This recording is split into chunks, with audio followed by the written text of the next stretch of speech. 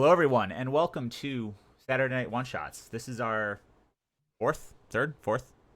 Mark, fix me, third or fourth Saturday Night One Shot, and I think fourth. Fourth. I want to say fourth. I think it's our fourth. Yeah. But this is our first with a guest GM, which is very exciting for us because tonight we have Rick Heinz with us, and we are going to be playing the Red Opera. But since Rick created the Red Opera, or was one of the creators of it, I'm going to let him introduce it. So thank you for tuning in this evening. We're very excited to be playing this game. It is currently on Kickstarter, and as Rick starts introducing it, I will drop a link. So if you enjoy tonight's game, you should go check it out and back it. It's really cool. And I think I'm allowed to say that once it reaches a certain stretch goal, you're going to be seeing a really cool scenario come from myself, Mark, and our Rick, the other Rick, which we're very excited to. That depends entirely if they survive the night. Very true, actually. Yes. So, we are writing one of the stretch goals for it, which is very, very exciting for us and hopefully for you as well. If you go back it and give it a little boost, you will be able to see Ascension Gambit. I also want our Rick and Apotheosis' Rick to Rochambeau to see who is the best Rick. I will rock, paper, scissors. I played enough LARPs. Let's go. Ready? Go. 1, 2, 3. All right. Best 2 out of 3. Ready? I'm blaming lag. I am blaming lag on that one. You know what? You know what? We'll call it a draw. Your equal Ricks. I like him better than myself. So by the power invested in me as GM, you literally did win this. So you have advantage as the superior Rick until we get into my house rules. Yeah, there we go. You're gonna pay for that later. Our Rick. Wonderful. So, without any further ado, Rick, take it away. Okay, so welcome to the Red Opera, Last Days of the Warlock, Killing Time. This is actually a side quest, an alternative method of entry into our campaign. It is actually our current stretch goal. It is written by Patrick Edwards, who's one of our co-writers and co-creators of the Red Opera, and it's really fun because this is the first time this adventure has been run by somebody else other than Pat. And it's always fun to see another storyteller run your content. And so I know that if Pat's tuning in, I am going to butcher every single character NPC name that you have written into this thing. But before we get into that, there are some usual good game safety practices that we do. First, if any of you guys feel uncomfortable, this is a horror scenario, and there are things that are going to happen. And if any point in time you guys feel uncomfortable, just toss your fingers up like this, and I'm instantly going to swap scenes and move on. That's your fade to black moment. The second house rule is if I drop a D20, I gain disadvantage. If you drop a D20, you gain disadvantage. So if your dice fall off the table and you're in the middle of the stream and you all of a sudden disappear off camera, I know it's going to happen. Hold on 1 second. What if my cat does it? Because that's happened multiple times. Then you're shit out of luck again. Yeah. I believe the internet is filled with Dungeons and Dragons cat memes about this very topic. And if your cat does it at least 3 times in your side quest, your cat better be a patron or a familiar. Yeah, that Shiva would definitely be a patron, and not a nice one.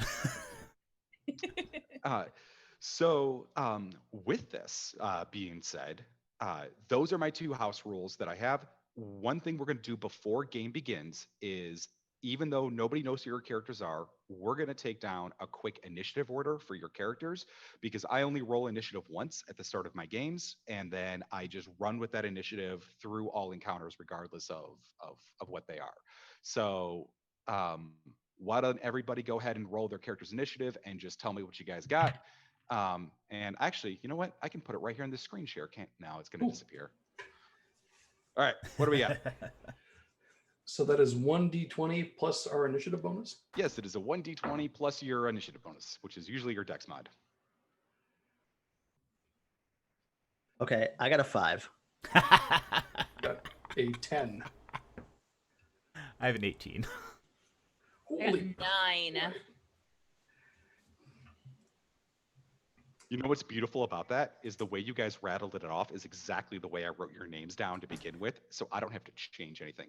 So just so you guys know, it's gonna go Ian, Rick, Crystal, and Mark, and any like turn combat. This way, we never have to come back to roll initiative. Perfect. Now, let's get started. As you know, welcome to the Shadelands, a wide swath of chilly but vibrant tundra bordered to the north by a nameless black sea. In a darkened sky with multiple auroras carving a trail of winds and eerie evanescence light, the Shadelands is a place where the veil between worlds runs thin. Here, patrons are everywhere, and warlocks come here to make a pilgrimage. Sometimes, though, warlocks come here because they found themselves at the bad end of a patron deal and they need to get out of their packs. These services and more can be found within the Shadelands. But to set the killing time up, there's a scene that doesn't involve any of your characters, at least none that you know of yet. And it doesn't involve you at this moment or this time, but it's just simply a being of ethereal energy floating around in a plane, sort of just musing to herself. Time is an interesting concept. Invented by mortals, they toil away inside their little bubble, confined in their boundaries, tirelessly tracking the ever-turning sun. They note the passing of moments. They add the days, the weeks, the years. In the extra-dimensional planes, however, there is no time. Everything converges, flowing like a stream of consciousness, marked only by the passing of prominent souls. Sundials can't show you much when every elemental plane spins light and shadow in its own way. So I, Megoro, a being you might call a patron of time, saw my chance. A niche where I could carve in a wall between planes. I could bring the tedious notion of time out into the ethereal planes as a sellable commodity. My pacts gave focus to entities far removed from the mortal gaze, and helped snap several primordials back into reality. In exchange for helping my marketplace, I've started recruiting those who don't mind just nipping a little time from their world and giving it to me. A few breaths at the end of the life, a missed connection between lovers, or even ensuring an arrow ends a life years before their time. My warlock servants, the Evermore, are few in number now, but I'm always looking for new recruits. They come in all shapes and sizes, rich and poor, Shadeland born or no, but all of them have seen into the crack of time where I reside. While wizards and sorcerers use their magic to merely distort the perception of time, my warlocks have the power to bend it to their will like no other. This is the gift that I give them when striking a pact. Anyone who crosses a path with the Evermores can become my servant, an eternal subject, bound to feed me time forever. Oh, old or young, it matters not. Anyone can offer me their life's precious time and be blessed with my power. I have an eternity to bargain, after all. And so, your characters, each in their own way, have started off their life adventuring as something else. Oz found himself as a rogue, trying to begin his journey, and found himself usurped by a faceless one. Gren found himself in much a similar situation. And your stories, one by one, are all just a little bit different. And so one by one, each of you made your way to the Shadelands. As you see on the screen right now, the city of the city of Yonder, to be specific. And one by one, you have found that the Legionnaires can break the pact. The Legionnaires of the Fallen. Every single one of the Legionnaires at one point or another was a member of a Warlock class. And for better or worse, they've all broken their pacts. So it is a secret, and it is something that they know. But to do this, you have to do something for them. And so your characters... Let me pull up the next image here. Boom.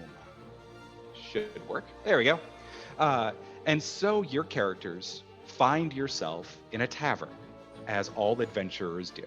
particularly called the Hole in a Wall, a hidden tavern near the center of Yonder, the western city. And despite its moniker, it is a clean, well-furnished place. They keep a table in the back reserved for those customary clandestine meetings that happen.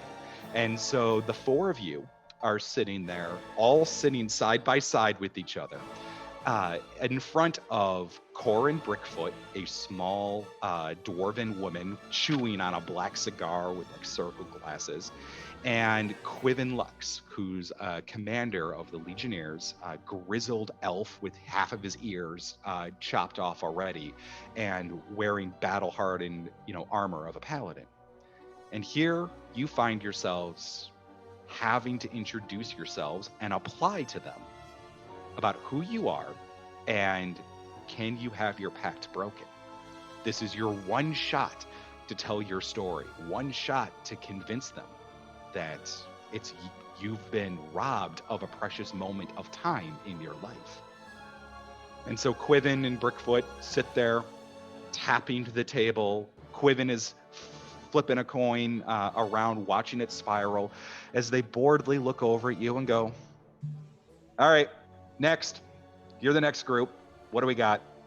And behind you, outside the bar, there's several other groups of pilgrims that have all lost their souls in weird ways. But here are the four of you ushered in next to each other in the stall, shoulder to shoulder. You can smell the spiced meats that are being cooked. There's not that many other people in the bar because it's, daytime. So, who wants to go first and introduce themselves?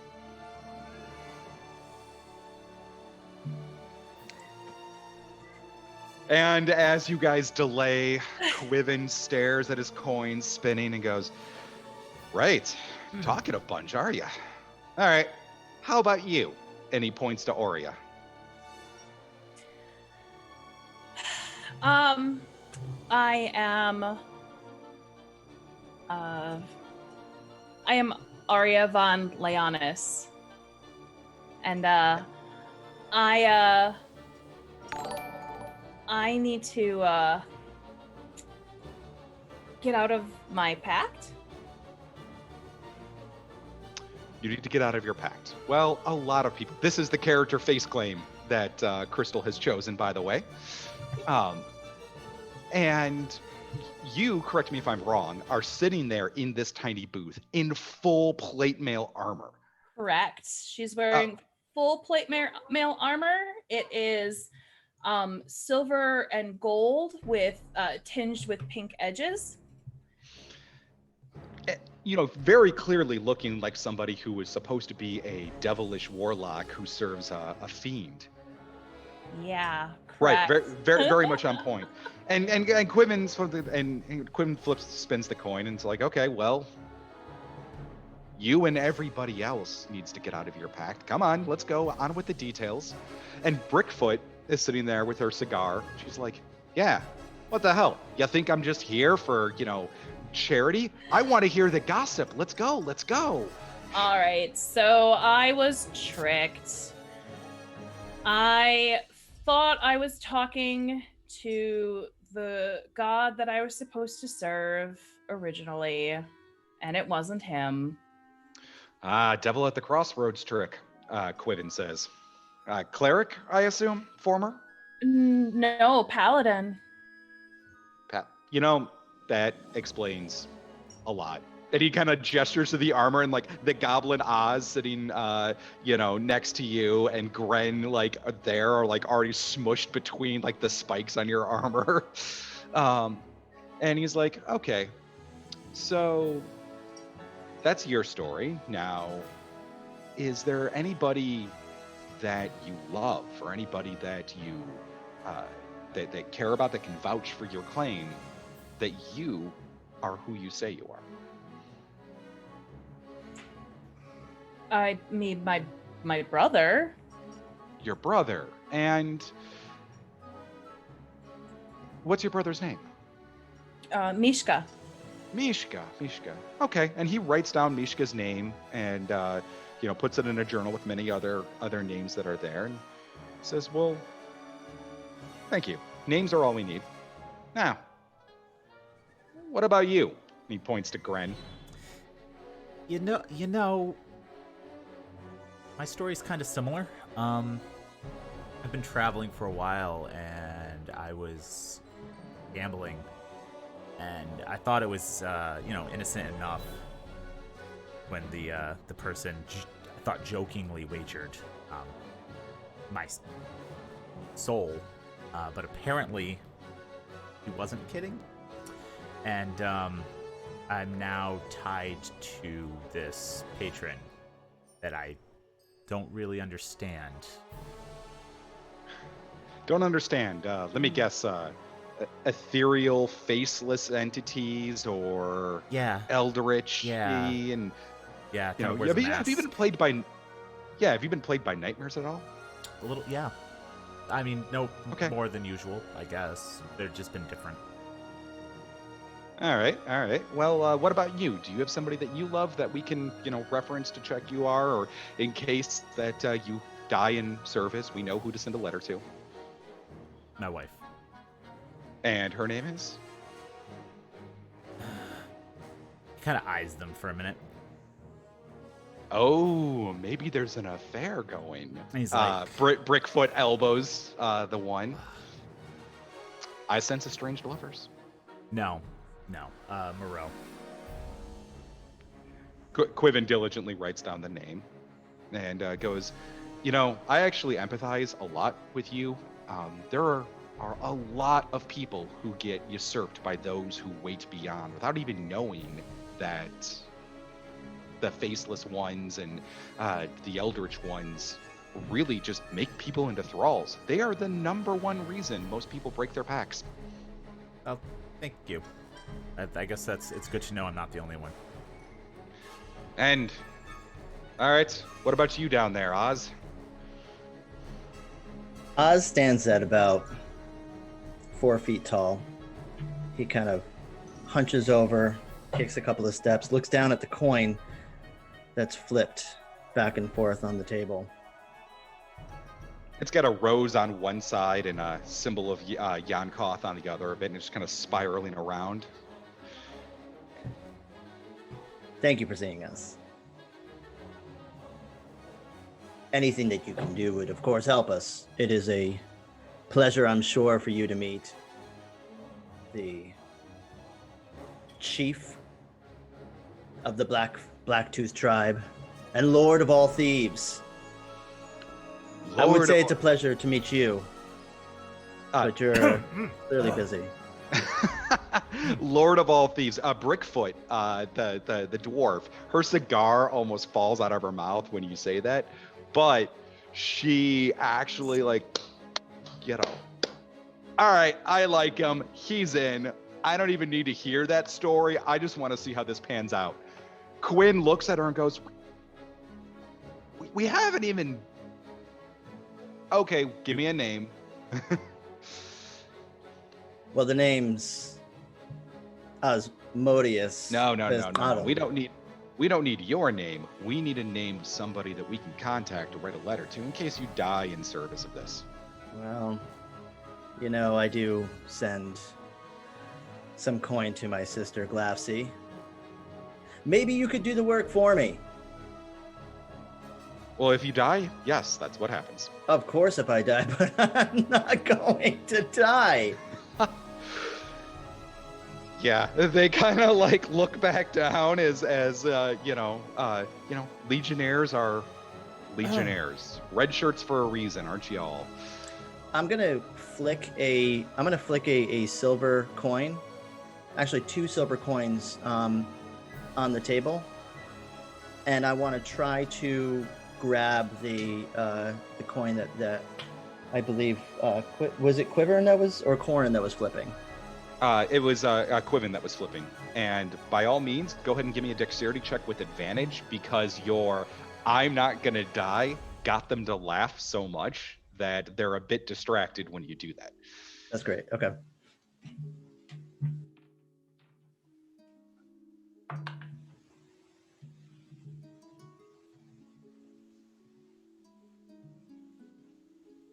This is the most complicated digital dice roll I've ever heard. 6. 6. You throw the 2 coins on the table. Like, I'm not gonna die. You throw the 2 coins on the table and like reach forward, knock over the glass of water that Auria has, and like Quinn picks up his coin, and Brickfoot gets a splash of water all over her lap, and she's like, "Yeah, I might kill you myself." I just gotta Take take a half step back so I'm not within line of fire. I take another copper coin. I put it down with the other silver. Leave it.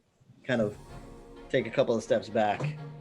Oh yeah, they're like, he keeps his like his book up and looks over at the last one of you guys and goes, "All right, what's your story, buddy?" And he pulls his hood back and reveals that he's also an elf.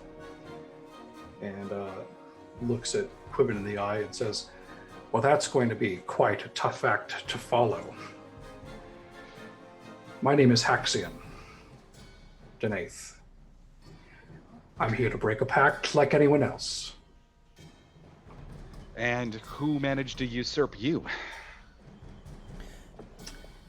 "A patron that has long been in my family, who's been after a sacrifice of blood, our blood.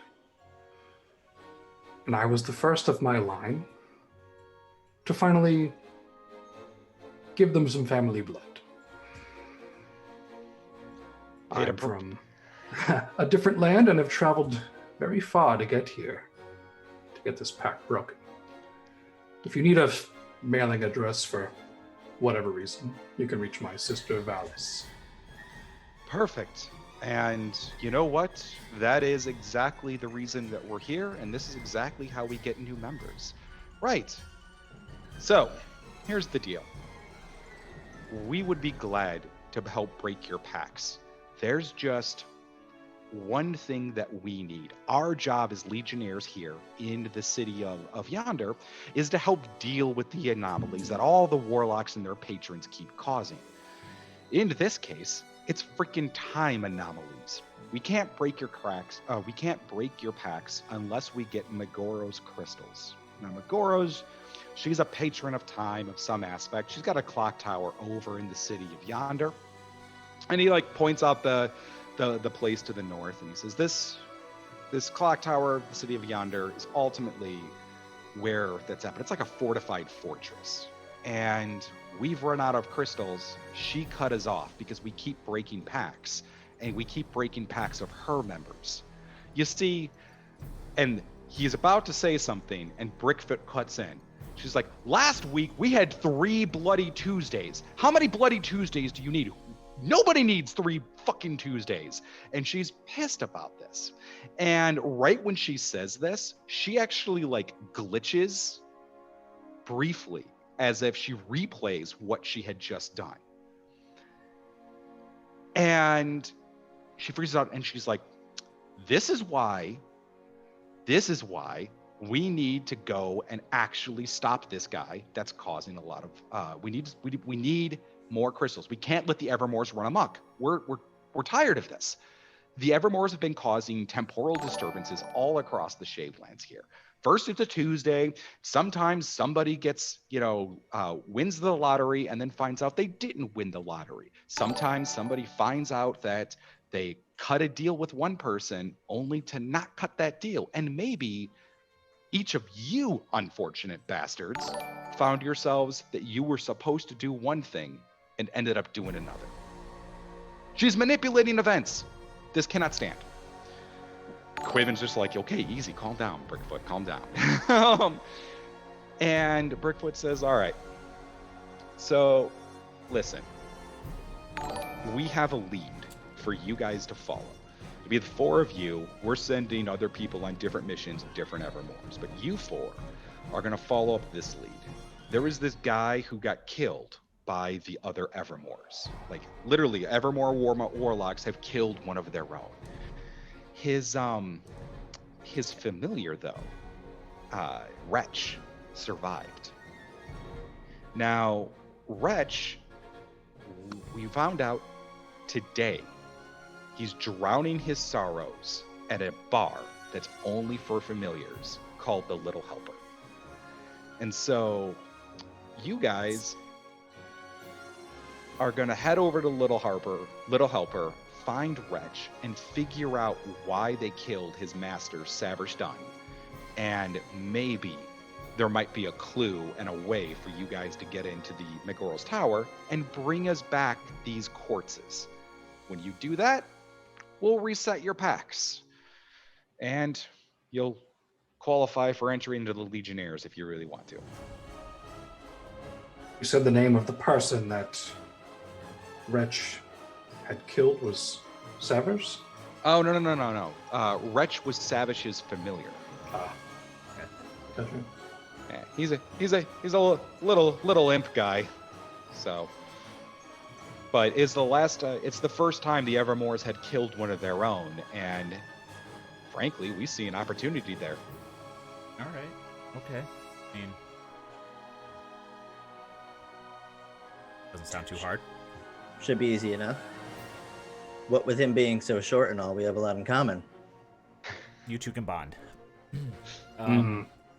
He's buying. Now, easy is, I think, let's go find out what he knows, get in, get us some quartz crystals. There won't be a problem at all with this, Quinn says. Brickfoot's face is like, yeah. She relights her cigar and pulls out a map. And she's like, here's the political situation here. Okay. Right. You guys need to cross over into the yonder side.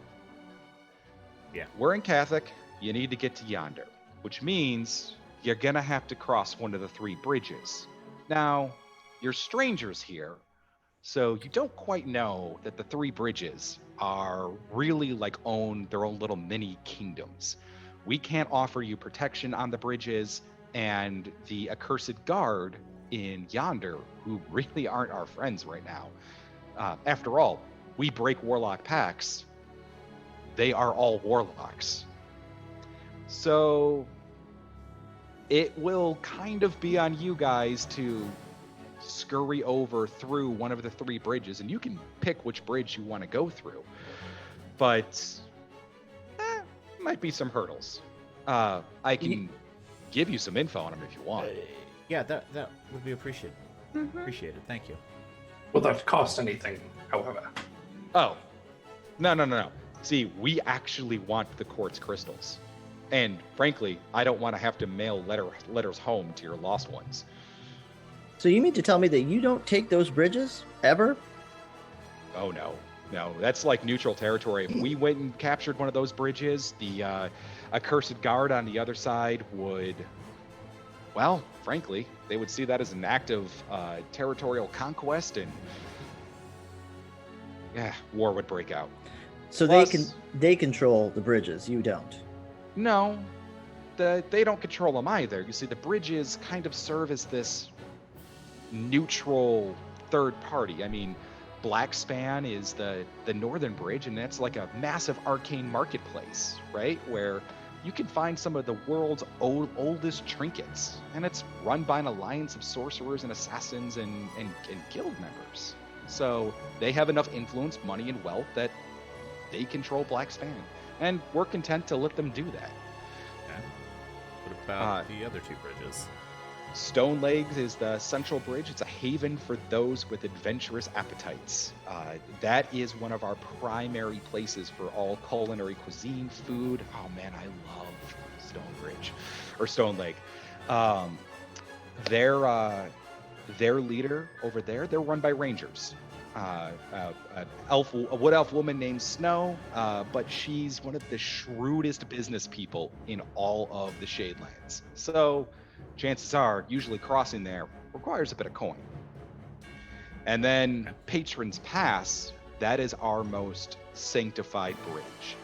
It is a place where we get into the Scarlet Hearth, which is where pilgrims come here to actually speak face to face with their patrons and make offerings for them.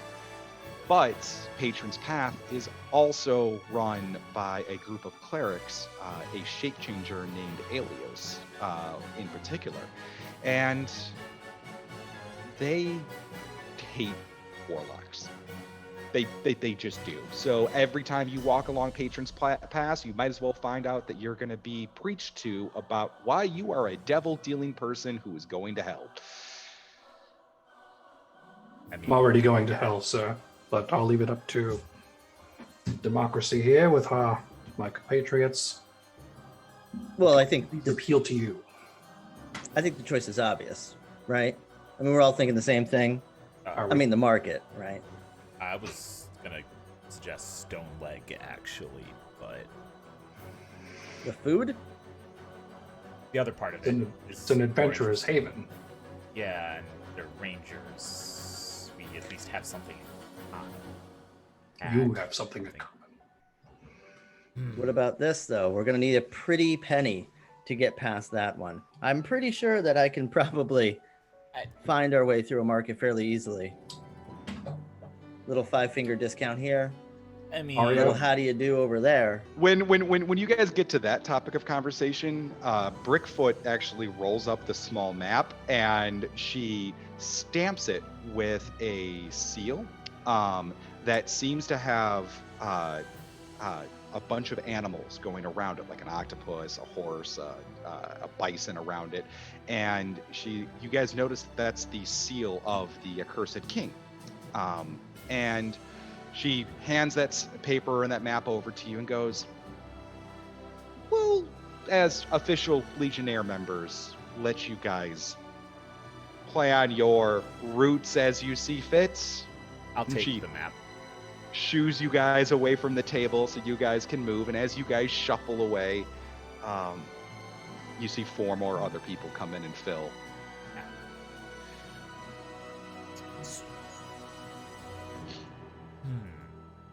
Auria, I'm grabbing a flagon of ale on our way out as we're walking out.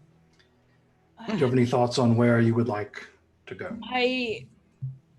I would like to say the marketplace because there might be something helpful there.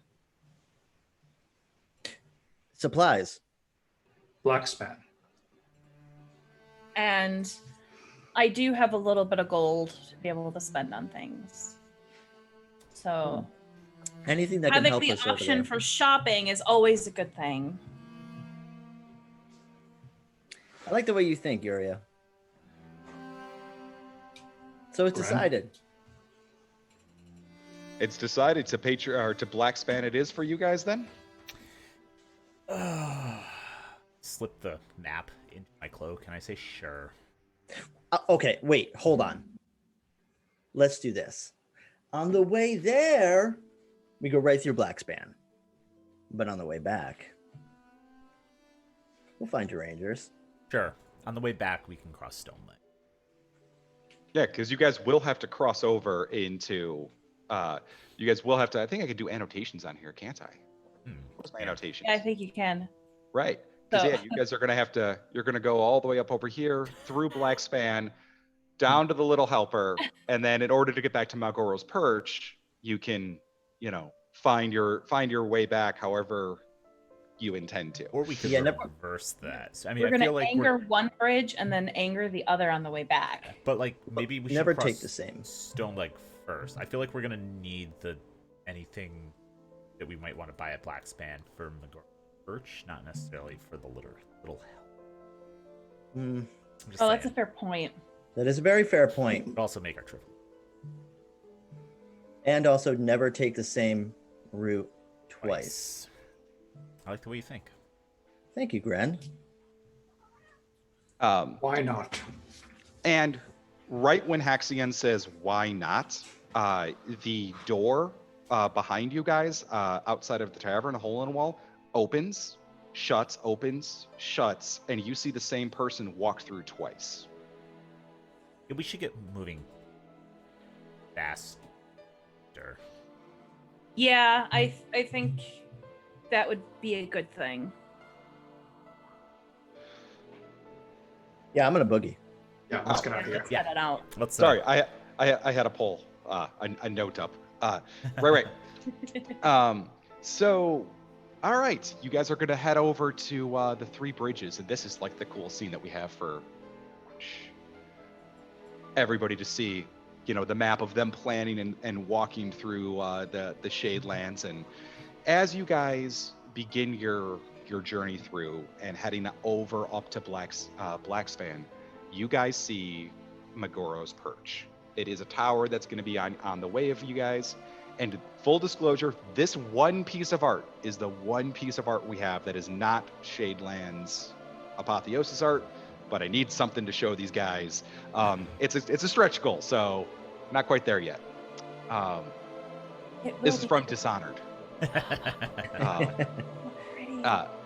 But you see Megoro's clock tower, Perch clock tower on the way through, All right. and let's see here. All right, so we'll go back to this and just leave this up for now. You guys are walking over to Blackspan, and within minutes of getting on the bridge, you can tell that this place is just filled with occult shops of various things. You see, you know, the eye in the hand shop with like a green light echoing from within, and a small gnomish woman missing her nose with just almost like the bandage going over it, and she's selling, you know, body parts of strange creatures from the elemental planes beyond. You find the smells of various elixirs and alchemies that even just by their fragrance alone could perhaps charm somebody to make them fall in love with you. And Blackspan is a bridge that is gotten this name not because the brick itself is made of black stone or such things like this, but just simply because the bridge has so many tarps covering it and so many underparts to its city and tents in the wall that kind of hang off almost as suspended by magic itself that will take you into a vast open shop that the sun doesn't shine on the bridge, even in the daytime.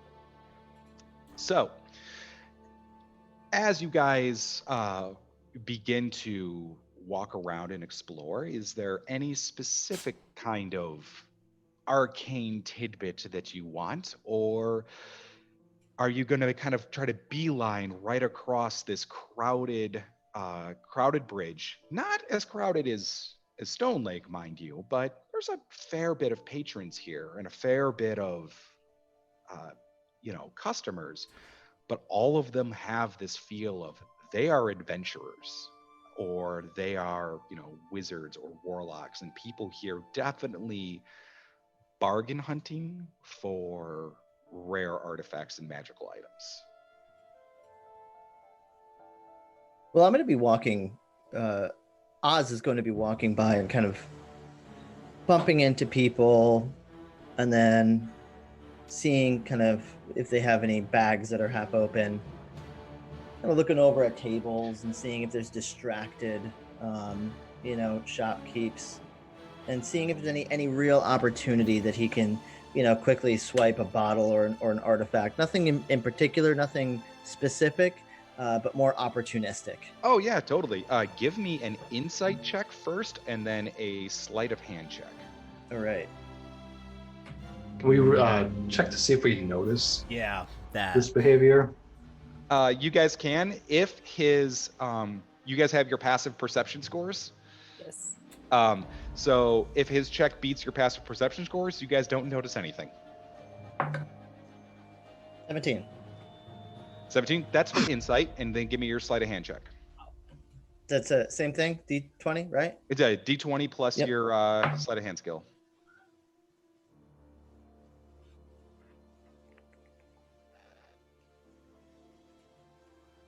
13. 13. Okay. So you actually do find a shop in the Pelican's Jaw. And the Pelican's Jaw at Arcane Establishment is selling these fine wands crafted out of bird bones. And very quickly you realize that they're actually made from not like birds that are like small little things that flap around and fly, but you see the art and the images, and that these things are made from large winged like rocks and griffins and other things in their talons. And they have them all lined up on the stage, and there's a Keldenkind, which is this big, bear type merchant. And this guy is just engaged in boisterous, fun, conversation, talking about how he managed to acquire these rock talons, and they're useful for enchanting and masterworking and lading things on them. And he's too busy engaged with a person, and he is distracted. And there is one wand right at the edge that you're able to just go ahead and just nip right away and right into your pocket. And as you nip and turn, you notice that Auria and Gren, and I think Haxion, your passive perception's higher than a 13 too, right? Mine's a 12. Yours a 12? So, Haxion's walking along, no problem. He's distracted too. But I think the other two of you definitely, you turn around and you slip it in, and the other two of them are just looking right at you. I shake my head and continue on if I see that the Nope, I cannot let this Rioter. stand. He has to go up and pay for it. Pay for what?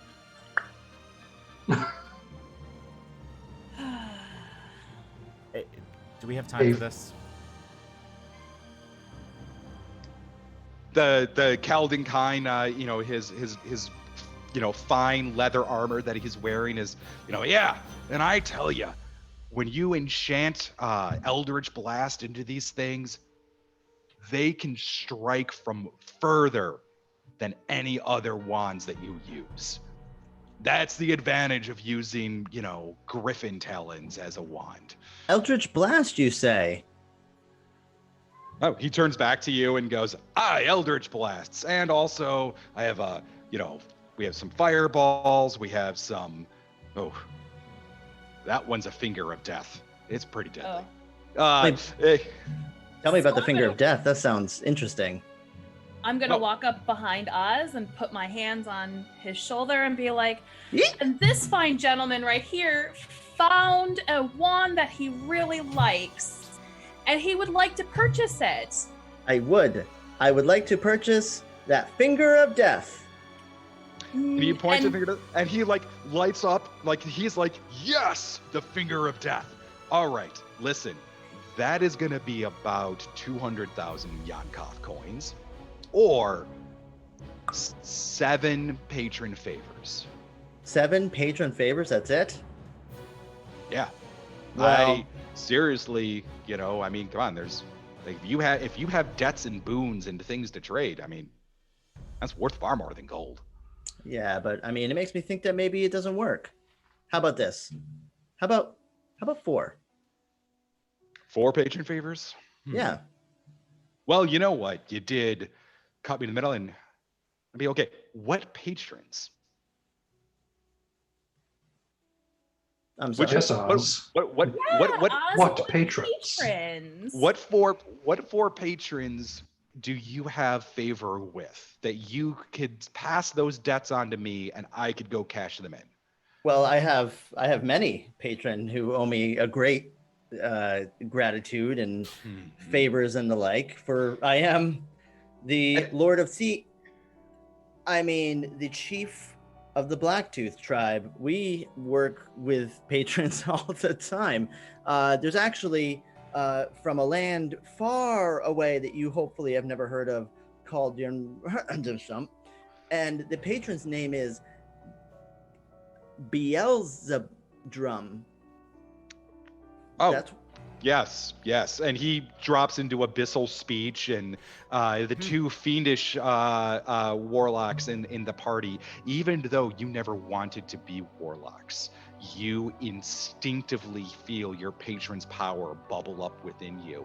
And he says, as Keldenkind speak languages of every kind.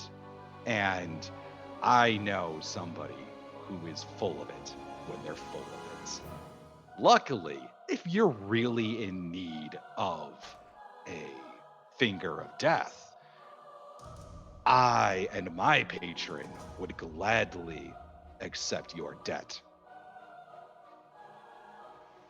And I don't know, Oz, if your character speaks Abyssal or if you're a fiendish patron, but the two who do instantly hear his own voice shift and see his eyes darken a bit and know very quickly that Oz can, if he wishes to acquire this gift, put himself in at least a little bit of debt. Well, that sounds like a good deal to me. Do you speak Abyssal? I don't speak Abyssal. I don't think I speak Abyssal. Hold on. No, I speak Common and Goblin. But either way, I like the cut of your jib. All right, yeah, fair enough. And when you say like I like the cut of your jib, he's like, and I like yours as well. And he pulls out the finger of death, bird talon, and he places it in a like fine black pouch with silver linings on it. And when he hands it to you, you can feel its heft and its weight, as it is far heavier than this thing looks. And there's almost this cold, chilling energy that seeps through your hands. And he says, very good. Well, let's just say that our debt is sealed. And he offers you a handshake. And I shake his hand with one hand, and behind my back, kind of purposefully directing it towards Auria, my other hand is holding the wand, and my two very long, very green goblinoid fingers are crossed. Okay. We have ourselves a deal. And you feel it happen, and nothing happens. You feel good. He says, fantastic. Today is a good day. And he pulls out, he turns and goes back, and he starts writing in this very flowery abyssal in this like book made out of skin, as he writes down, your name, even though you never gave it to him. And just kind of fills in the information, and it just simply says one favor, and says thank you for doing business. Of course. Yes. And I will await when you decide to pull that favor in. Never know when we're gonna need it, but it is and I might not even be the one to cash it in. Just beware, I'm probably gonna sell this off to somebody else for a higher bidder. Oh, of course. Pleasure doing fingers with you. Oh, pleasure doing fingers. Ooh, I gotta steal that as a line. Take it, that's yours. Who wants to buy some fingers? And he turns to the crowd, and you guys shuffle away, and there's a moment where a few other warlocks actually give Oz a nod. And as you guys are walking through the bridge, something mysterious happens in Blackspan. Because Oz is in debt now, he actually has clout. Interesting. And that is one thing that you do pick up, but that debt is definitely going to come back later. Interesting. But, do you guys want to say anything while you walk away? Because the two people who speak Abyssal know that there is definitely some fiendish magic at foot there.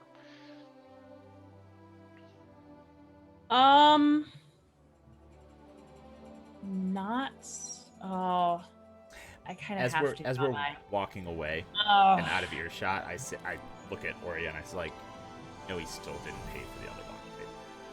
Oh, I'm aware. I'm like, okay, I am very much aware. He is fast and quick. Yeah. Impressive.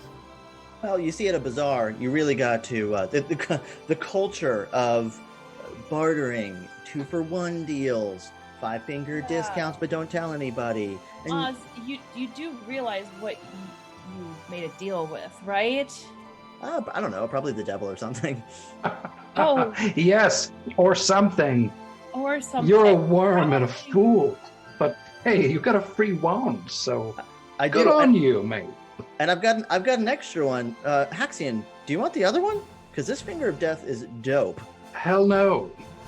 I'm good. I just want you pull my foot for safekeeping for now. Let me know if you want the other one. I mean, the Finger of Death is at our disposal. I don't know what the other For all one does. you but we'll know, figure it that out. one you stole is cursed with some kind of anti-pact magic. No, You the think this curse has never happened here before? that is called in. Oh yes, I'm familiar with You, a cursor too. yeah, you made a deal with a fiend. Congratulations, my new friends. You have witnessed the Lord of Thieves. Ha ha! At work Lord of again. Fools, As perhaps. soon as he says that out loud yeah. and does it like out loud, you guys find yourselves very quickly flanked by by a tiefling sorcerer, This is not happening. flanked by two figures hidden under cloaks, like just the big dark me. thing in the face. Yeah, right, like you. And this tiefling sorcerer, with very like with the red horns that go up, and he comes up to you and says, Lord of Thieves, you say. Yes. Just that's him. that. Just yeah, him. That's him. Yeah, right there. Excellent. Listen, my name is Asco's Tormentia, and I am in the market That here is on. fake names. I'm sorry. Continue. Give me an insight check right now. What do you call that? That is insulting to Asco. That is a 18. This person is absolutely lying their ass off. Nice. Okay. Okay. And he says, "Listen, I'm Asco's Tormentia, and I was wondering if I could buy something from you." You want to buy something from me, but I'm not selling anything. Oh no, but you are. And actually the rest of you are too, but I wouldn't pay nearly as much for something from you guys as I would from the Lord of Thieves. I was wondering if I could buy perhaps your ear, or maybe your foot, or can I buy your eye? My price is very generous, and I'll accept any of your body parts. Well, let's get the fuck out of here. How about? No, we could lend a fist or two. Are you saying you want to sell him these hands?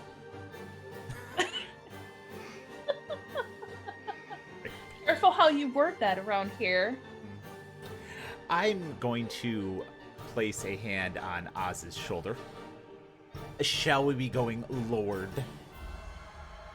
Yes, we shall. I'm my going subjects.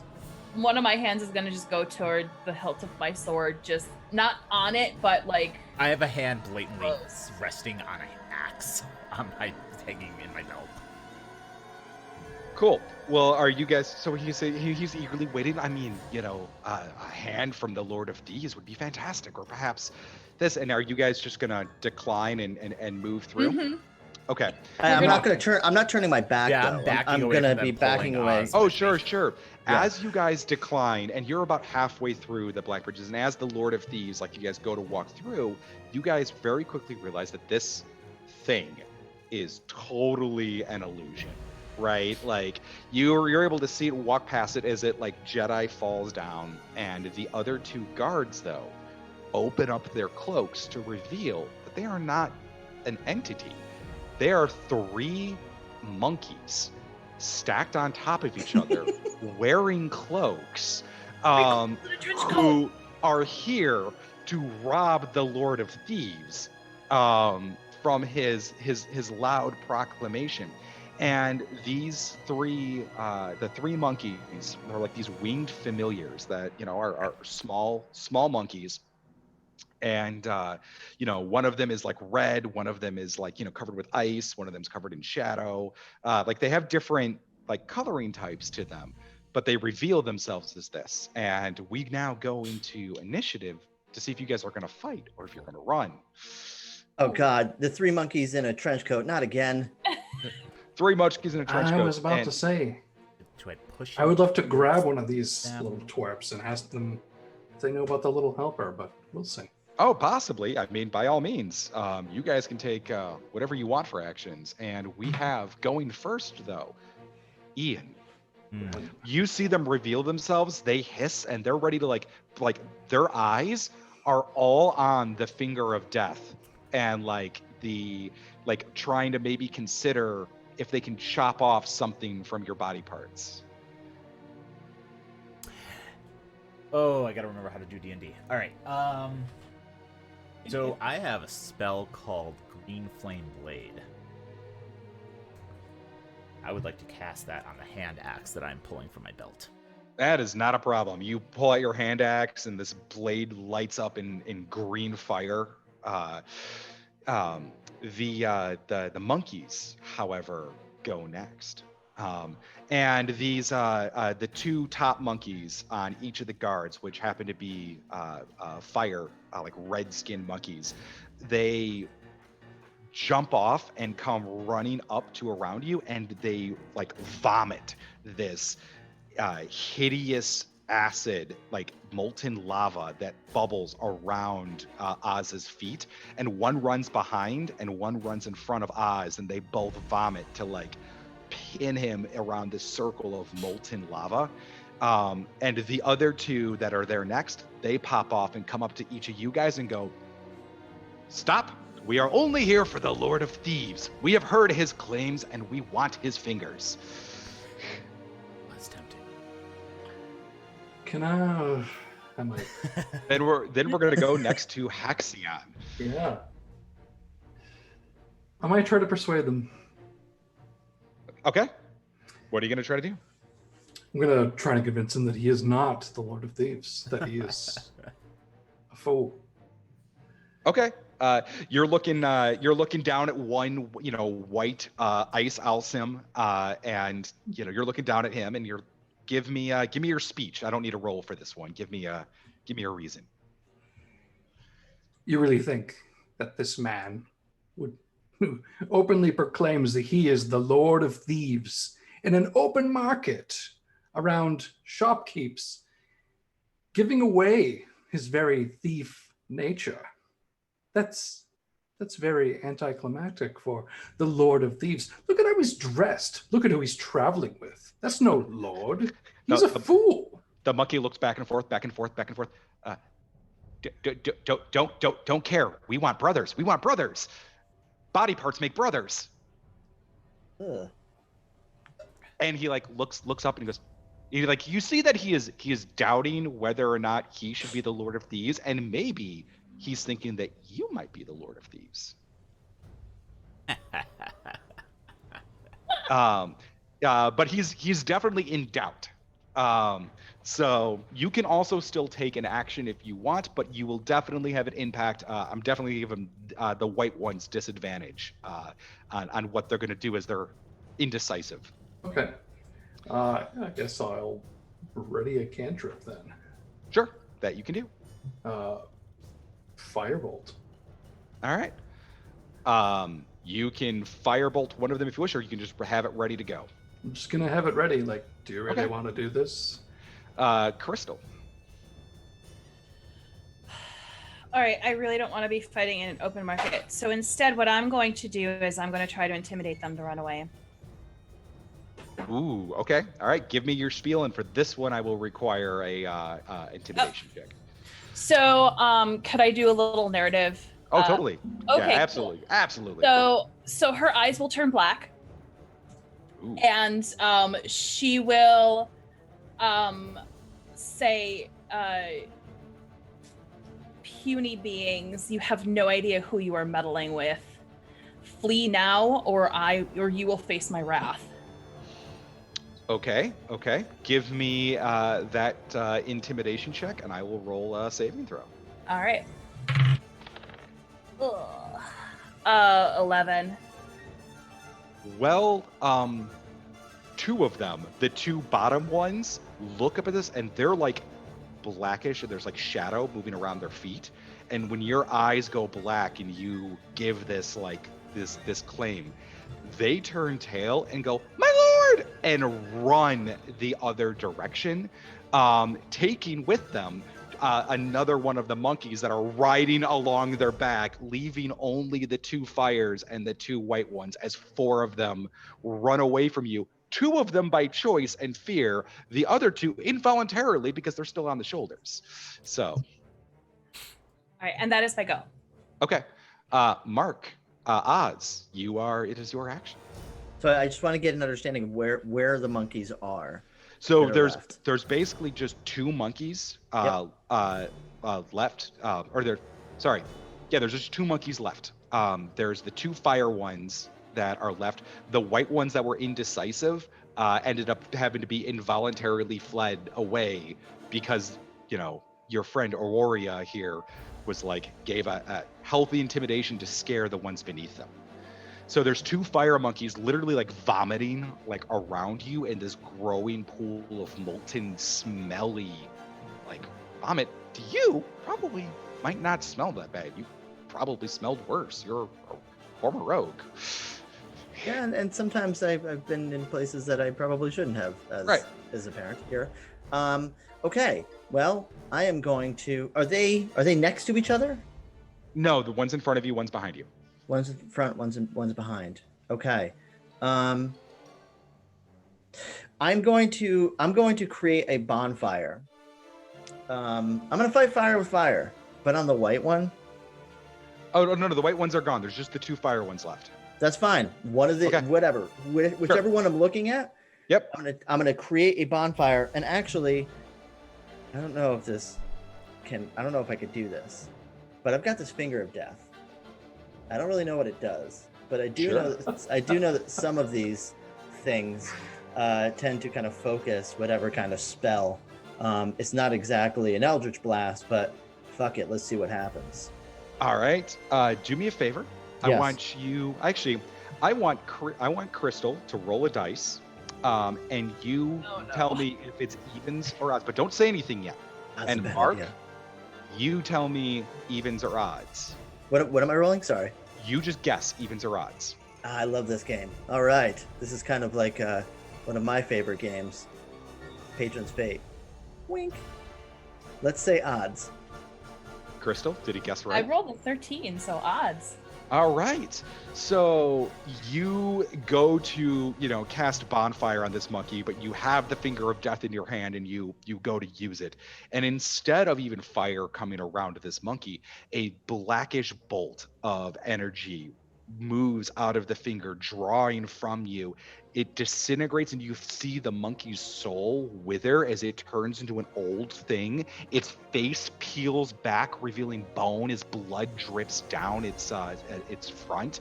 Its soul leaves its body and falls into the wand, and you find yourself feeling empowered. And it is a bit intoxicating as you even see a wisp of fire appear in your eye. And you like it. I'm immediately turning around and looking at the other monkey. You're next! So the top of the round, it is Ian. And the other monkey, when he is the only one that is left, just is like, oh my god, his persona has changed entirely as just a second, the other monkey's body is still crumpling to the ground and its wing is wilting off bit by bit. I'm just gonna punt it. Okay, give me an attack roll. Right. Unarmed. Yes. That is a 9. At a 9, you go to punt it, and it actually hops up on you, climbs up around your neck, wraps its tail around you. Then, on its action, it sticks its fingers, its bony claws, in your mouth and pulls your smile wide. And he says, "Okay, I admit it. We're familiars, and we're here for our master. So I don't want to kill you, but if you let me live, I will help you. Otherwise, I'm going to vomit fire on this guy's head." I'm Oh, just don't do slowly that. reaching my hand up towards him. Yep, that's fine. It's Rick's action next. So I'm probably standing fairly close to Gren. Yes, yes. I'm gonna walk up behind him with my firebolt still in hand and just inch it closer and closer to this monkey. Let him go before I grab a few fingers or more and make some brothers of my own. Oh, I love it. We're related. I like you. I like you. I like you. Do we have terms? Will you let me live? We have terms. Let him go. And he does. He releases your cheeks. And I'll actually put my arm out in case he wants to sit on mine. yeah, he'll hop on your arm, and he'll be like, okay, I can help you guys anywhere you need to go. Where are you headed? We are looking for the little helper. Now, before we get to the rest of the dialogue, there is one person who might want to steal the soul and did promise that he was next. Crystal, are you going to take any action? Seeing as the familiar has stopped and everything else, I'm going to actually spend my turn looking around to see if anyone else is looking for a piece of this action. No, you see, actually, no, that's not wrong. You see on the other side of the bridge, the guards of yonder, these accursed guard members who are like Warlock legionnaires and like ready to go, were looking at whether or not they needed to get involved from a long distance. But that's it. Everybody else, some people kind of chuckle at three familiars trying to rob, adventurers. But other things have happened. All right. Yep. That's going to spend my turn because he's complying. Now, Oz. Now Oz is stuck, like surrounded by fire, right? Like there's no. Has the fire subdued, or you could probably easily jump over the little small patch of lava. You are a nimble goblin after all. Yeah, I'm gonna do a little goblinoid hop right over that lava. Yeah, I won't bother making you a roll for that. Who cares? But the question is you promised that this guy was next, and you feel yourself really liking the power of doing that. Are you going to steal this goblin's soul and give him the finger, or are you gonna let him live? Haxion? Yes, Do you have him? I do. Because I made a promise. It, Boy, do I want to keep it. I put my hand out on his arm and start lowering it. I'm like, remember, we need a familiar. You're right. We have business. All right, monkey. Oh. Maybe I'll get you later. And when you put the wand away, you feel just this longing sense of disappointment. And you also hear like these whispers of, you could ascend. You could be the next god. You could rise in ascension.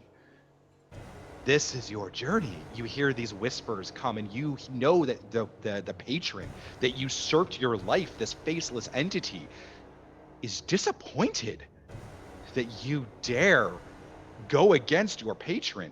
Clearly, it wasn't paying attention to you before when you're out here trying to break its pact, but now that you have power, well, this patron is a little bit more interested in you. But alas, the monkey lives. And so the monkey sits on Gren's arm and goes and looks at Oz and goes, yes, I am a familiar. I do familiar things. I will fetch food and body parts and items. Stop talking, monkey. Why don't you just sit there quietly and come with us? The monkey shuts up. First of all, I've got to say, this is the first time that we work together as a team, and I am impressed.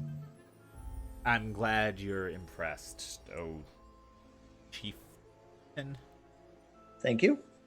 The chieftain, chief of the Blacktooth tribe, Lord of Thieves, but we'll just keep that to ourselves because last time I yelled that. Let's less talky. Yeah. Let's not yell that again. In general. Shall we? We shall. Yeah, let's go. They said only familiars were allowed in the Little Helpers. It's much better than me So- pretending to be a familiar, by the way, which is kind of my plan.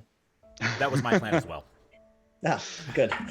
Great minds think alike, I mean, I believe it if it's him. He's like 4 feet tall. Yeah. right? They wouldn't even ask questions. So as you guys make it over into the Cathrek side, it's much quieter. The nighttime streets are much quieter. The city is a jungle of towering black towers and citadels, and the night sky that's above it is just filled with this beautiful aurora. And your destination, the Little Helper, is quite easy to find. The establishment's name is spelled out in glowing red letters against the black stone backdrop of a massive tower. And the actual door, though, is set back a bit, yet an imposing yet very bored-looking Paladin, again, one of the polar bears that you had encountered on the bridge, is standing, underneath an archway, kind of bored, and by the small door that looks like you guys could, get into the bar with. And this is where you guys are at. You have this entry place, you have this establishment, and you occasionally see a group of familiars, whether they be like a blink dog or a small imp or even a little pixie, flutter their way in, through into the bar. I stop everyone. I turn and look at the monkey. Do you have a name? Monkey. Number 3. Oop. Number 3. Number 3 is my name. Number 3. Or bastard. Or little brat. Or get out of the way. I'm gonna call you number 3. I was going to call him Brat. But I know okay. you were. I figured you were gonna go for the other one. Have you been here before? Oh no, I've always wanted to go here.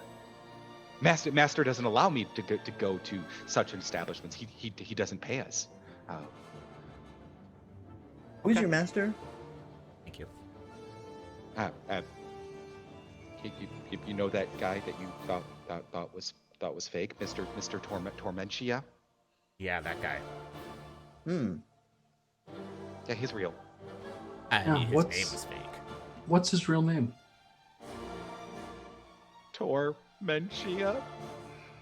One more time. And the monkey, Tormentia, and like he actually looks like afraid every time he says like the name, like he's looking for his master to come out of like somewhere and literally torment him. And you get the very clear impression that this monkey might not even know his master's name. This is just what he has given this. Oh. Form. He is definitely an abused familiar. Oh, I feel bad for this monkey. Yeah. That you want to rip the soul out of. Yeah. Okay, well, today's your lucky day. We're going inside. Oh, I am indeed a familiar. So, and he pops down and, like pretends to like dust himself off and walks up to you guys with the Caldicine. And they're the Caldicine are there with their arms crossed.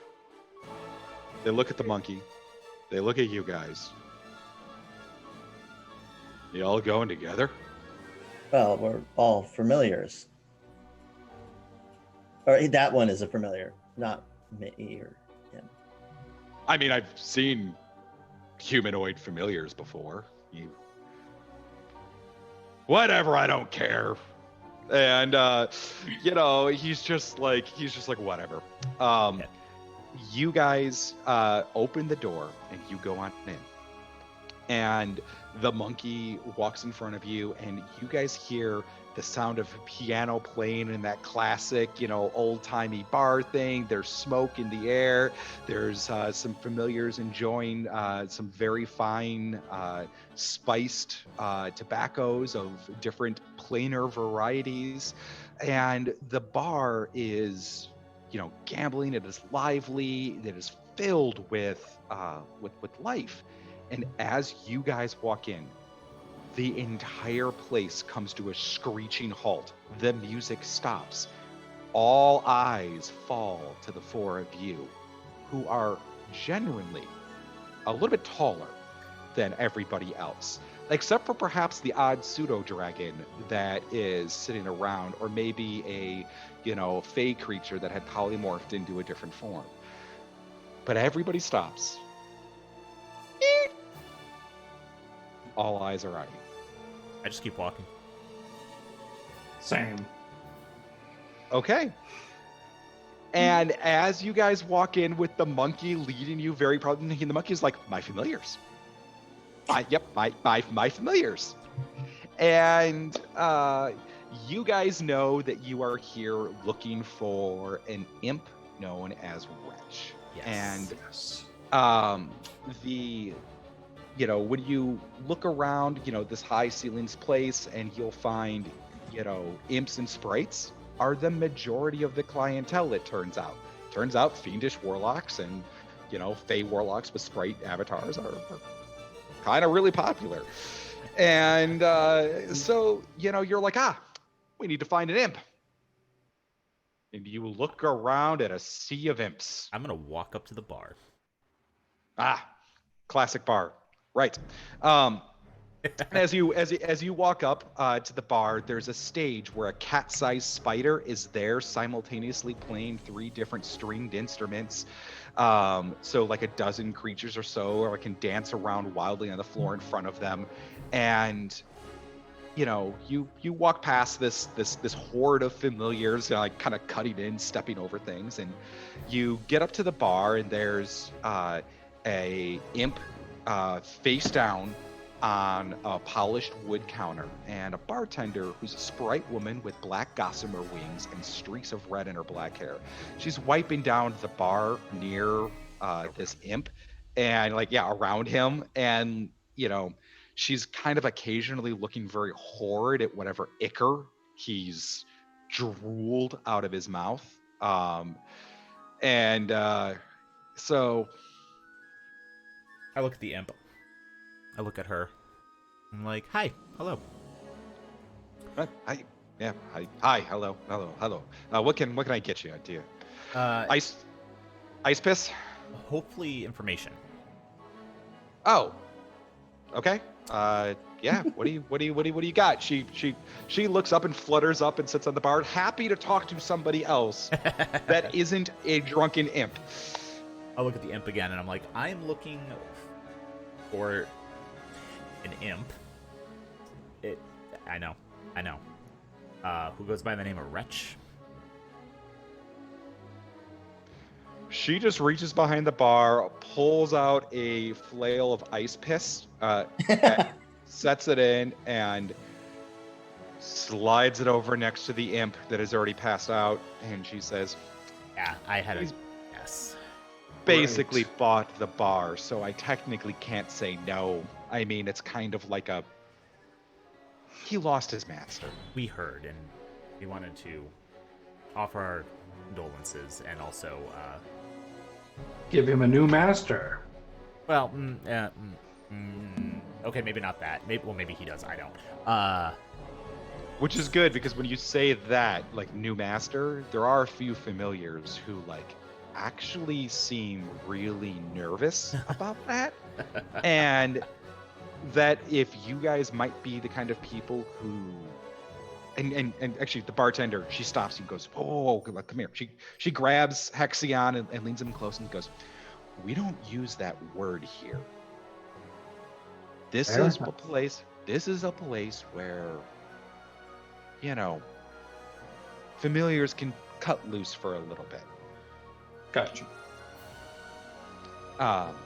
So She takes a small glass of water, though, and throws it onto Wretch, though, just to wake him up. And he wakes up, blackened, bloodshot eyes, a bit of, green ooze dripping out of his, maw. And he's like, huh? Hey, ice piss. I used to love getting bought ice piss. Nothing's the same. And he grabs the bottle and goes to pour it. Doesn't even recognize that you guys are standing there. But the monkey does put his hand on his shoulder and go, hey, you're... I brought help. I brought help. And the imp looks over at you and looks up at you guys and... Ice piss? Have at it. And he pours you guys a shot and... So, right. who are you? What are you... You're here to help. You have... I know, get the fuck away. Get away is really good. Good? Yeah, get What's away good? is great. What's great is this ice piss. Bastard is not good. Ooh, But I feel like you are good. we're all good because we're all longing to be bound, and we all miss. And he spills his ice piss. And the ice piss, by the way, actually tastes like a hard lemonade. Actually has a straight up cold spike to it that lingers in your throat if you do a shot. And he's like, no, we're all longing to be owned, and to those who own us. And he gives a cheers, and like a third or maybe even like a quarter of the bar even like raise something at that. Yeah. I'm raising my glass on high. Masters of our own destiny. A shit ton of other familiars raise their cups at that. Nice. Good job. No, we wanted to see if we could help you. We heard the unfortunate news that befell you, and wanted to find out why exactly your masters. What was the name of the place they were from? You knew Savish? You knew Savish? He did. Indeed. So Sorry for you your know what loss. happened, and he grabs and hugs Haxion and Gren's cloaks, and he comes in and there's giant imp tears sobbing out of his eyes, and he's like, so you know who they betrayed him, they killed him. That's what we're here to hear more about. Yes, We know that our condolences. Indeed, our condolences, and we know what fate fell him, but we don't know why. It's because he got Megoro's pocket watch. He got all the quartz crystals, and they wanted to steal them from him. They were jealous. They were jealous that Savish was getting all of the time.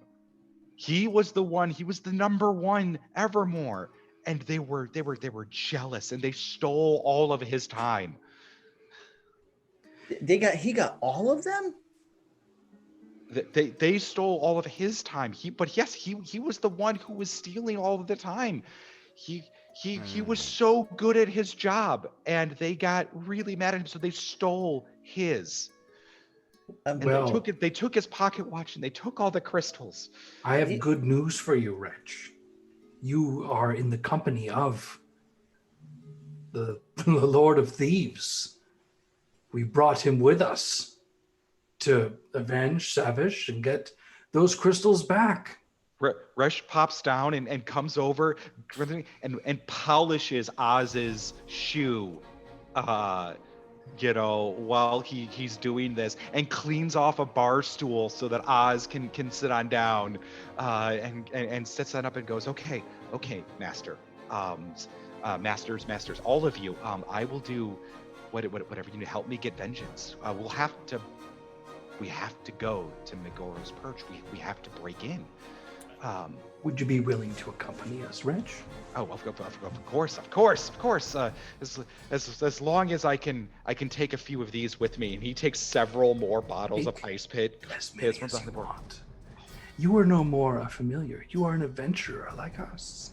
Now, getting in, getting in is gonna be tricky. Well, I'm not wanted anymore. There's traps. It is defended. Keen minds get in. Puzzles of time. Have you gotten in before? Only as a guest. Only as somebody who was allowed in and didn't have to, go through Megoro's tower. But I can tell you that there are 3 trials. 3. Tell me about these trials. Riddles for the keen of mind, understanding of time. So, I mean, hey, I've been over a couple of bridges with some trolls and billy goats and riddles 3. I mean, and death if you fail. Of course, Yeah. death if you fail. Yeah. Mm-hmm. Always. So Wretch, would you be accompanying us then, as an adventurer, and one of our group? If like I said, if you will let me, I will come with you. Yes. And he stumbles and almost falls off the bar stool as he is just a bit too ice pissed. So Wretch, you will need to drink some water. Oh yeah, okay, I got it. If we're able to do this correctly, and if we can get into Megoro's tower, if we can get in, you will be knighted by the Lord of Thieves himself. Well, let's go right now. I can teleport you right there. Oh, that's easy. Okay. Shit. Well, should we leave the monkey here? No, let's take the monkey with. Oh. All right. Hey, Let's buy the monkey a drink feelings. first, though, because he's never been here. Absolutely. And I hand him a bottle of ice piss. and that is fine. And definitely Wretch seems to be very rich because all of the wealth went to him. Turns out that when you're a warlock and you die and you have no adventuring party, your familiar is going to do some stuff with your stuff. And so Well, Rich is sad, but he's moving on up and he's living the good life, it sounds like. all right. Well, drinks are around, and one thing that happens is Wretch kind of tries to load up several flasks of water with more ice piss, and perhaps he has a problem or two, but definitely tries to load up the monkey as well with a few extra stores just in case it's a long journey. And he mumbles though that sometimes these journeys take longer than you realize because time is odd. I take one of the bottles and just put it in my bag. Sure. You do that. Of the ice piss? Oh yeah. Oh, I mean, definitely. I'd take a couple for sure. So, when you guys walk outside of, when you guys walk back outside of the Little Helper, and you guys did not have to fight the familiar horde. You didn't have a bar riot within, so that was because you guys have brought in a familiar with you. And so we're going to do the quick intermission here soon. But just to tell you guys, this adventure is written with 3 separate encounters. And whether you choose Stone Lake, Blackspan, or Patron's Pass, they all have different encounters and different things that happen. And they will unlock and make one encounter later on much, much easier. And so by going through Blackspan, you made the Familiar Tavern encounter much easier, which is helpful because you don't want to enter a deadly dungeon as level 1 characters already having taken a few hit points of damage. But that is what you guys did, and you have acquired a finger of soul-stealing death. Yes. Apparently. And something else. Did we, though? And something else yet unknown, but now you know what lies before you. You know that Savrish's crystals and Magor's crystals are in the clock tower, that the Evermores did indeed kill him. They are stationed up there. Wretch can teleport you right there and perhaps offer some assistance on the way through the tower in what ways that a drunken, sad, depressed imp can. And Ian, do you want to do the break and tell everybody when we are going to come back? Absolutely. Absolutely. So thank you everyone who's tuned in so far. I just dropped a link a minute ago for the Kickstarter, which you can go check out right now. We are going to take a very brief break, probably somewhere between 5 and 10 minutes, I think is good. And then we will be right back with more Killing Time, a scenario that is part of the Kickstarter for Red Opera. So thank you, and please enjoy.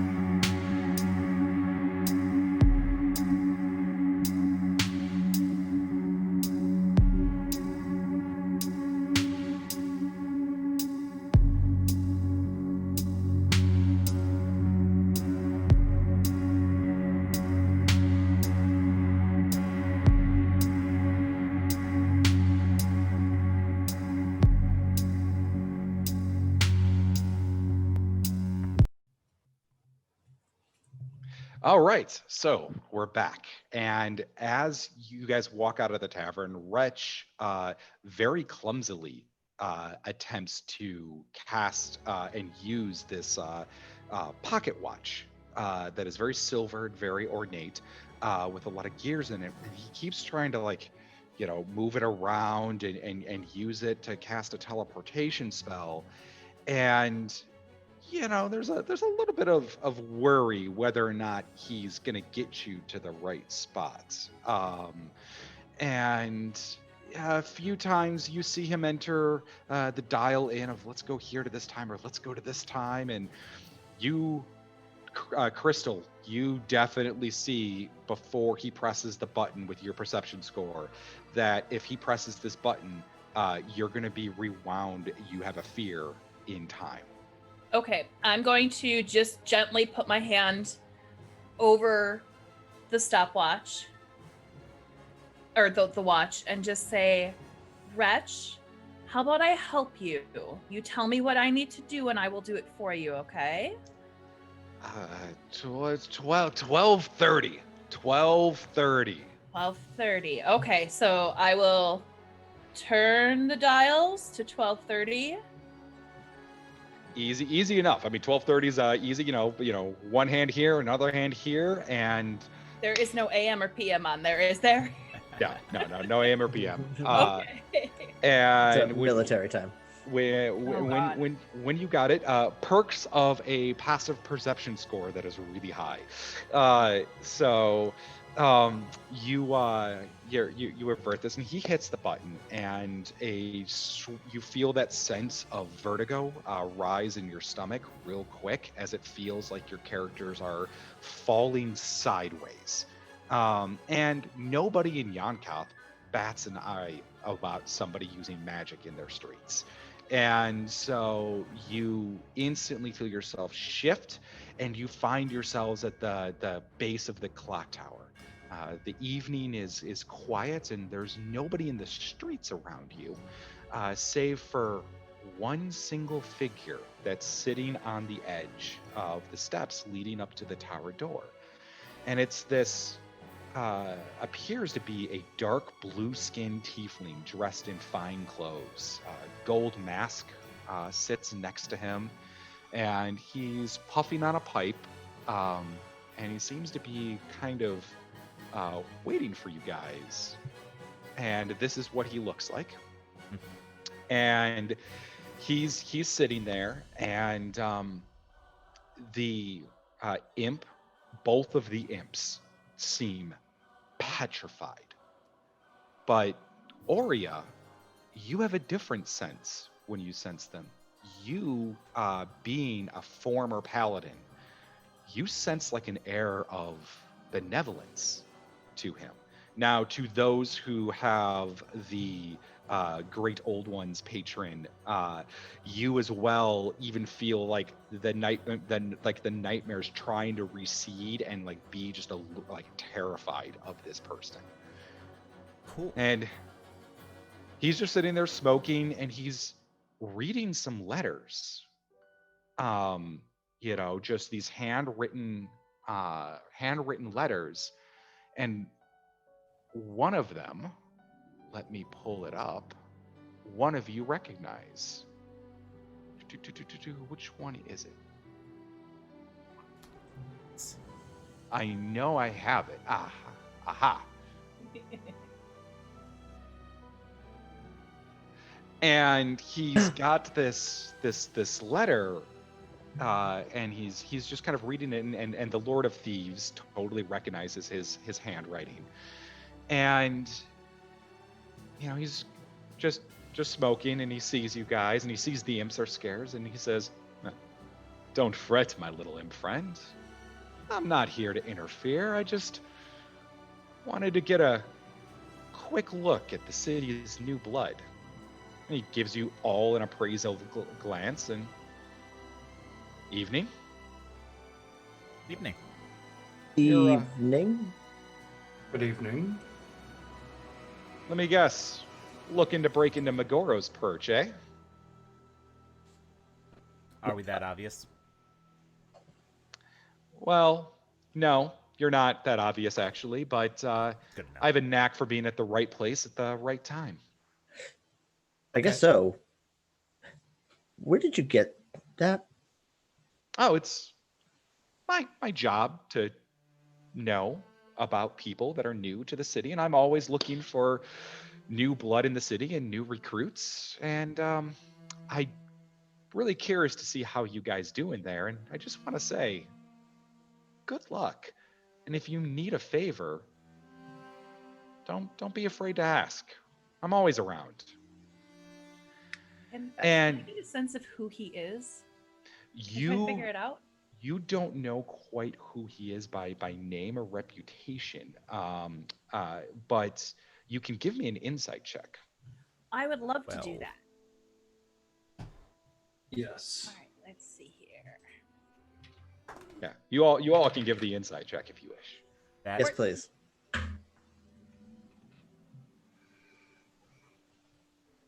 Who wants I to got toss me a 14. number?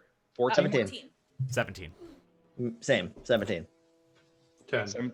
10? Okay, so Haxion, you look at this person and you get the insight check that he is really enjoying the taste of that vanilla pipe tobacco that he is smoking.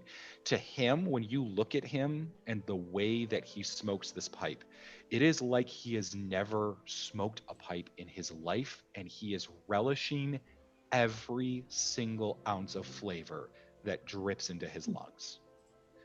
Fine. Who got the 14? Auria. Auria, you also notice that he is very fascinated by this substance which you seem to be able to eat, and you also realize that just his clothing is a bit foppish in fashion. Now, there are nice clothes and whatnot, but he is definitely out of style with like what you see people in Yon'Cath wear, and it's a bit like odd, like he doesn't know how to dress himself. And also, when you're watching him, you sometimes catch a flicker that sometimes he's a he, other times she's a she, and the gender seems to go very fluid with this entity. And the 17s, the thing that you get from him the most is an abject curiosity. He is incredibly curious and definitely is a bit of a mischievous person who seems to have the ability to pry into people's personal affairs. And he delights in watching what people do. We rolled highest because we recognize one of our own. Yes. Yep. Very much so. Do you I don't think you're supposed to have that. Well, I don't think that you were supposed to be here either. In fact, weren't you supposed to be a Lord of Thieves on your way to become the greatest chieftain of your clan? And he said, "No, but your destiny got ripped from you, didn't he?" He puts the leather away and he inhales and one of those smokes, and he's just like, "Wasn't something stolen from each of you?" Say that. In a way. Perhaps. So, aren't warlocks and patrons meddlesome?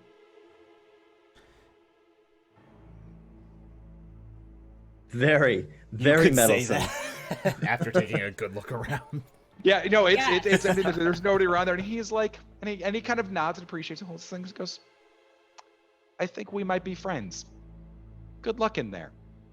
And within a blink, he's gone, except for a small bag of vanilla pipe tobacco Oh, I that take he that. left with the wooden pipe that's there. Yeah, make sure we grab that. Okay. Wow, what a guy. Didn't like catch his him. name. I like Right. him. The moment that he's gone, though, Wretch says, that was Majin. That was Majin, the betrayer. Uh-huh. He betrays patrons. He's the accursed king's right hand. Oh. He knows you, and he is both terrified and like awestruck by this. Apparently he You does know. now. It's good to have friends in high places. And all I say. immediately I'm gonna look at the monkey and do one of these. The monkey as well, like, bows, and like he doesn't just bow, he like lays almost like face down, like completely prone, and says, "What do you need, master?" I'm gonna take something from you when we're finished. Oh, get up, monkey. Come on, number 3. Let's go. Right. Walking into the front door of Megoro's perch. Let me pull it up. Walking into the front door of Megoro's perch reveals this very large room that is just filled with the constant ticking and talking of various clocks all around the place. There's this big ornate astronomical clock that is constantly turning on the base of the tower, and other timepieces all riddled throughout are all over the place. And the double doors that you opened, these painted dark blue doors, have been molded to even look like clocks on this. And as you walk into the foyer and you see this room and these big clocks, in order to get up and actually enter from the dilapidated clock storage room, there's a set of locked doors, that these blue double doors that are there. And you walk up to them and you go to open the doors, and they're definitely locked, to go up to the stairs to go further into Megoro's perch. Do any of you have ability to Pick a lock, maybe. pick a lock, I just look maybe, at or Oz. I'm not even. Pretty Yeah, much. immediately I'm taking out. I'm pretty sure I have block picks. Let me just You make do. sure. Yeah. No, you do. Yeah. You were a former rogue. You have them. Yeah. Okay. So I'm immediately going to be like pulling out a kind of rolled up leather kind of set of lock picks. Pick 2 pieces of metal and immediately start going to work at the little lock that's in front of me. Okay. And you start working at it, and the horrible thing about being the once Lord of Thieves is that your destiny was ripped from you. Yes. And you realize that you forget kind of how these work, and you gotta make it now. You used to be a rogue, but not anymore. This faceless cult entity has definitely usurped your destiny. But do you have any skill left? Give me a roll without proficiency. An 11. An 11. Okay. That's not a problem. Very loudly, these thief picks are going through, and you can hear the ticking and talking of clocks, but you do this, and you hear the scraping of metal, and you hear the loud pop of a latch that almost echoes through this clock tower all the way up. And the doors creak wildly open. And there is these black staircase that's spiraling up about 2/3 of the way across this big room inside. And once you step and cross this blue door threshold, the one thing that you each notice is, Auria's hair doesn't seem to blow in the wind anymore. There's no breeze that moves it. Haxion's, fingers as he moves them sometimes will like twitch and speed up a bit, like there's a bit of distortion lag. And you definitely get the sense that you are being watched by these clocks, and the noise that you make really echoes up this entire place. But there is that tick tock, tick tock, tick tock. And there's no guards. There's nobody here. There's just these thousands of unique strange clocks, almost as if space, even and time, are distorted into this room. It is too large for just this clockwork room. But you see the staircase going up, but you'll have to cross this rickety old floorboards and make it up that metallic staircase. And even when that door latched, you heard the echo go up. What do you guys do? I'm gonna whistle. So when you whistle, it whistles once, whistles twice, whistles 3 times, whistles 4 times, and you just hear the sound go on all the way up. One of the several of the clocks turn bright blue, and everybody in the room must make a dexterity saving throw as these bursts of eldritch blue energy kind of shine down and target the source of the sound, which is all of you. Fantastic. Sorry. I'm going to, as stealthily as possible, shift as far from Oz as possible. Sure. We'll get to the stealth check sex, but everybody give me a dexterity saving throw. All right. Well, I rolled a 20, so. I got 18. Oh my god, I got a 20. Yes. I have a 15. Okay, all of you, except, let me check. Right. All of you definitely dodge out of the way. Your 2 familiars, though, that you've brought with you get hit with this blue energy, and it doesn't damage them, but you see that they are just moving really slowly. And like, when they move, they just don't seem to move at the same time that you guys do. And they seem to be like trying to run to the stairs, but it's totally like a no,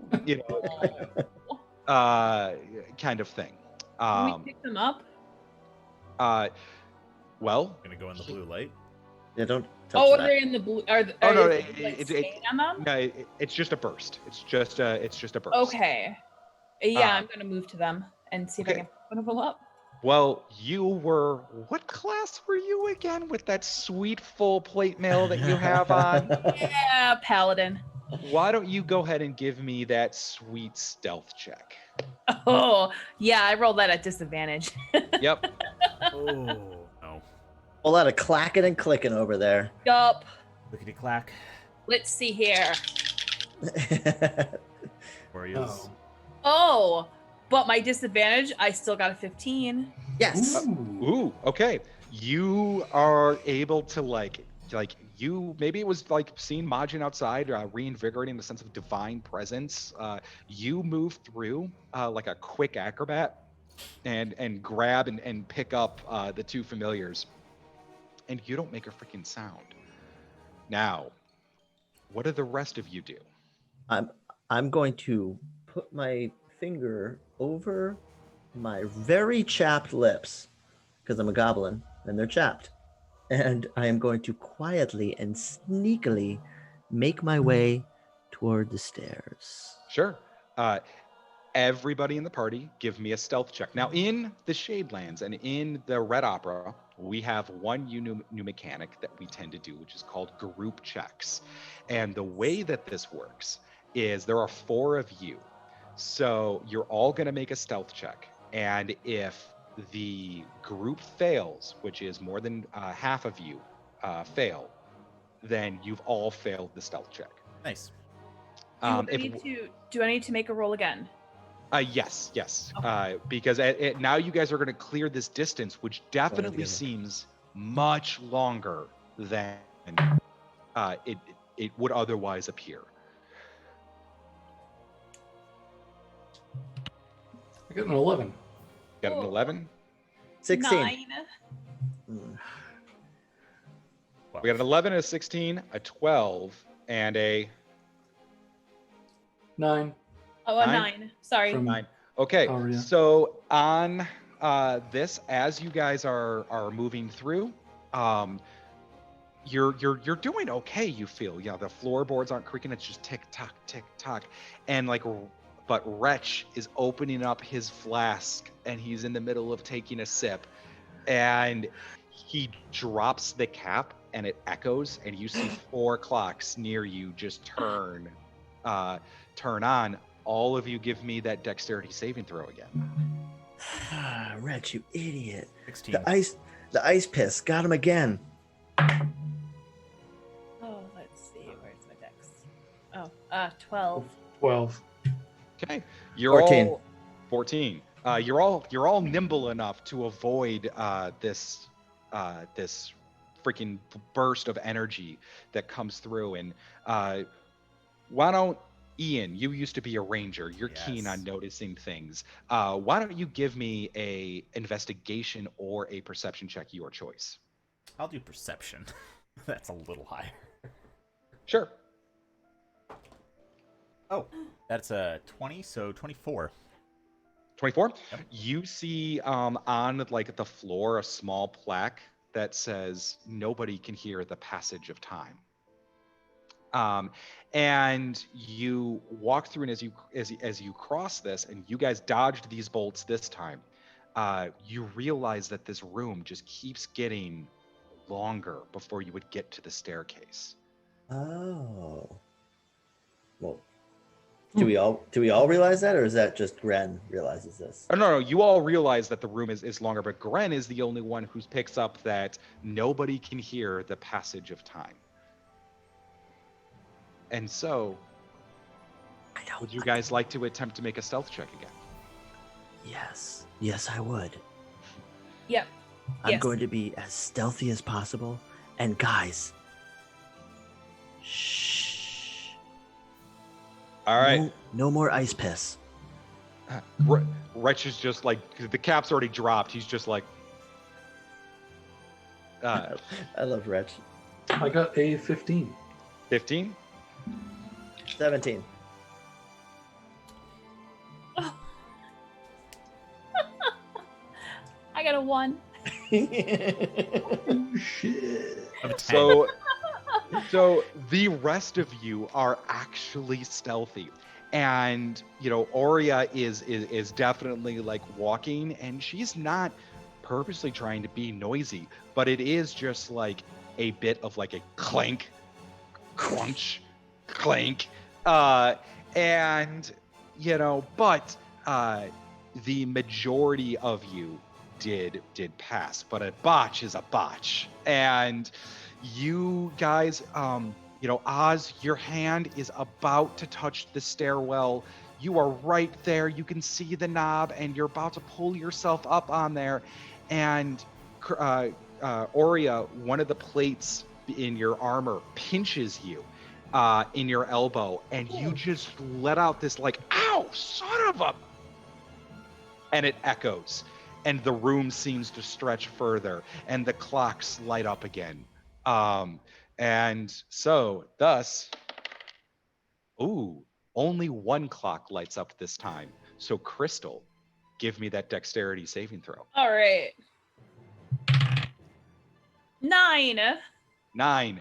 You are there mid-scream. The party looks at you. They hear among the tick-tocking, and this blast hits you, and you find yourself moving so much slower as your scream goes from, ow, motherfucker.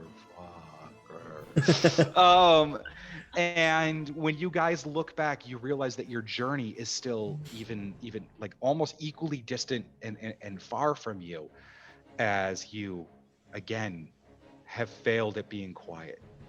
And you might very well, that fear lingers into you.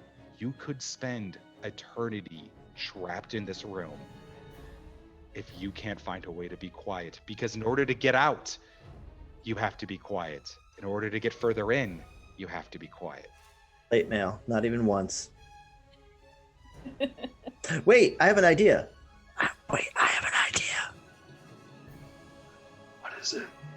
And I kind of like, I'm gonna be as quiet as possible doing this, but I'm going to like pat the plate mail where the plate mail would be on myself and take it off to try to wrap it together and just hold it and walk it.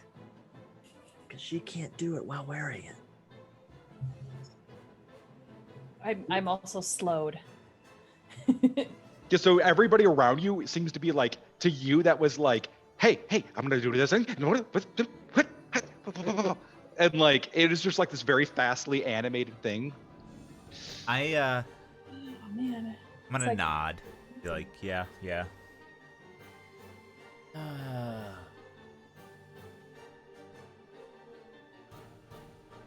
So, Auria, they're definitely telling you, take off your plate mail. But of course that would leave you defenseless later on. I mean, if I only have to take it off to get through here. Sure. Okay. We're- What? Alternative. Sorry, Okay. go ahead. Go ahead. I was going to say, alternatively, instead of having you take off your plate mail, we could look at maybe like muffling your plate mail with like any extra clothing and cloaks that we have, and just kind of not wrap you tightly like a mummy, but just like put where metal would touch metal and just shove cloth between the cracks. Oh. I mean, we could do that too, because Auria does have other clothing. Yeah, you guys have adventurers travel Yeah. packs and things Yeah. like that. We So have blankets and ropes and all sorts of shit. Bedrolls Why and don't stuff, we? yeah. Why don't we try that first? Mhm. okay, there's no skill check for this, but it is just rather funny because plate mail is plate mail, and so you guys basically mummify her.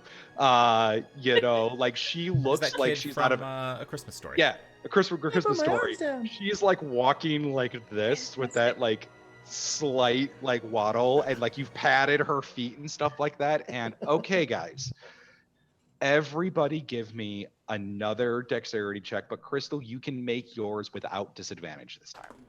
Yes. Okay. 18. 14. 18. 20. Okay, and a 20 definitely would cover somebody else's failure too. So this time you guys do manage to make it through this without making any sound. Because Auria is slowed, however, this is like one of the most excruciatingly long things, as you guys are sitting there right by the staircase just watching her slowly waddle over. And it's like you're like checking your watch, you eat an apple maybe, like, Wretch is like gone through one flask and he's like opening up another, like, and like it's just tick tock, as seconds of your life, minutes of your life, are just wasted away in this. And do any of you have training in Arcana? Yes, I believe so. Okay. Nope. Yeah. All right. So the two people that spoke Fiendish earlier, they got one thing. The two people who are connected to the Great Old Ones, though, Mhm.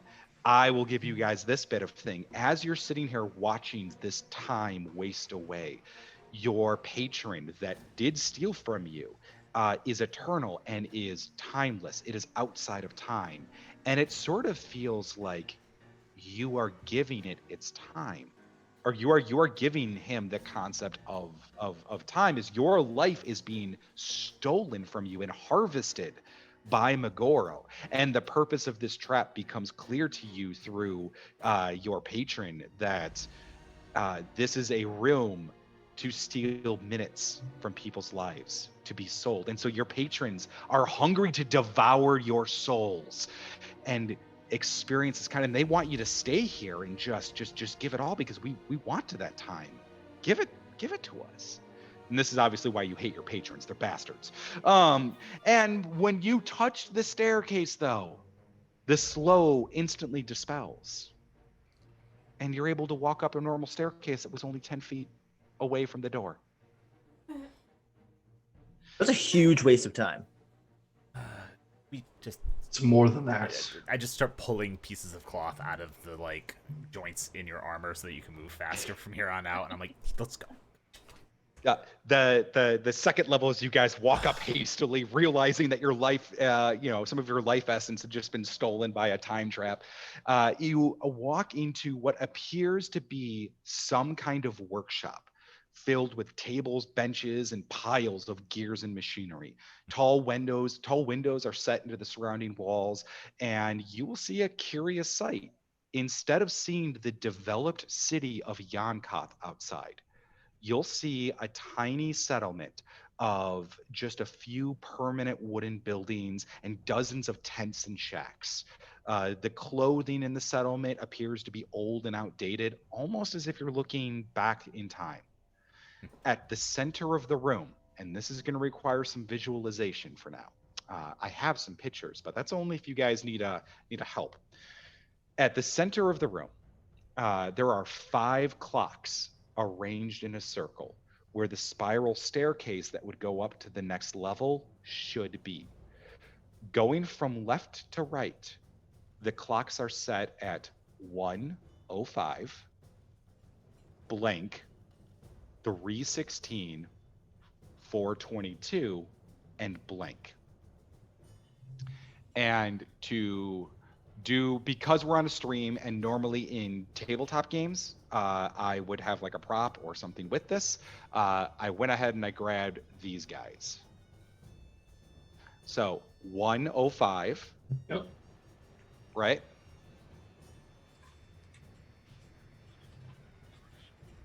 $3.16.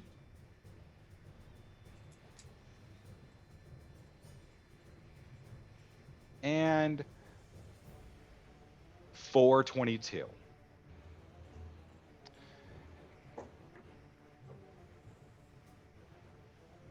Now, And then there's blanks. and then there's 2 blanks in the middle of in them. It goes 1:05 blank, 3:16, 4:22, and blank. Okay.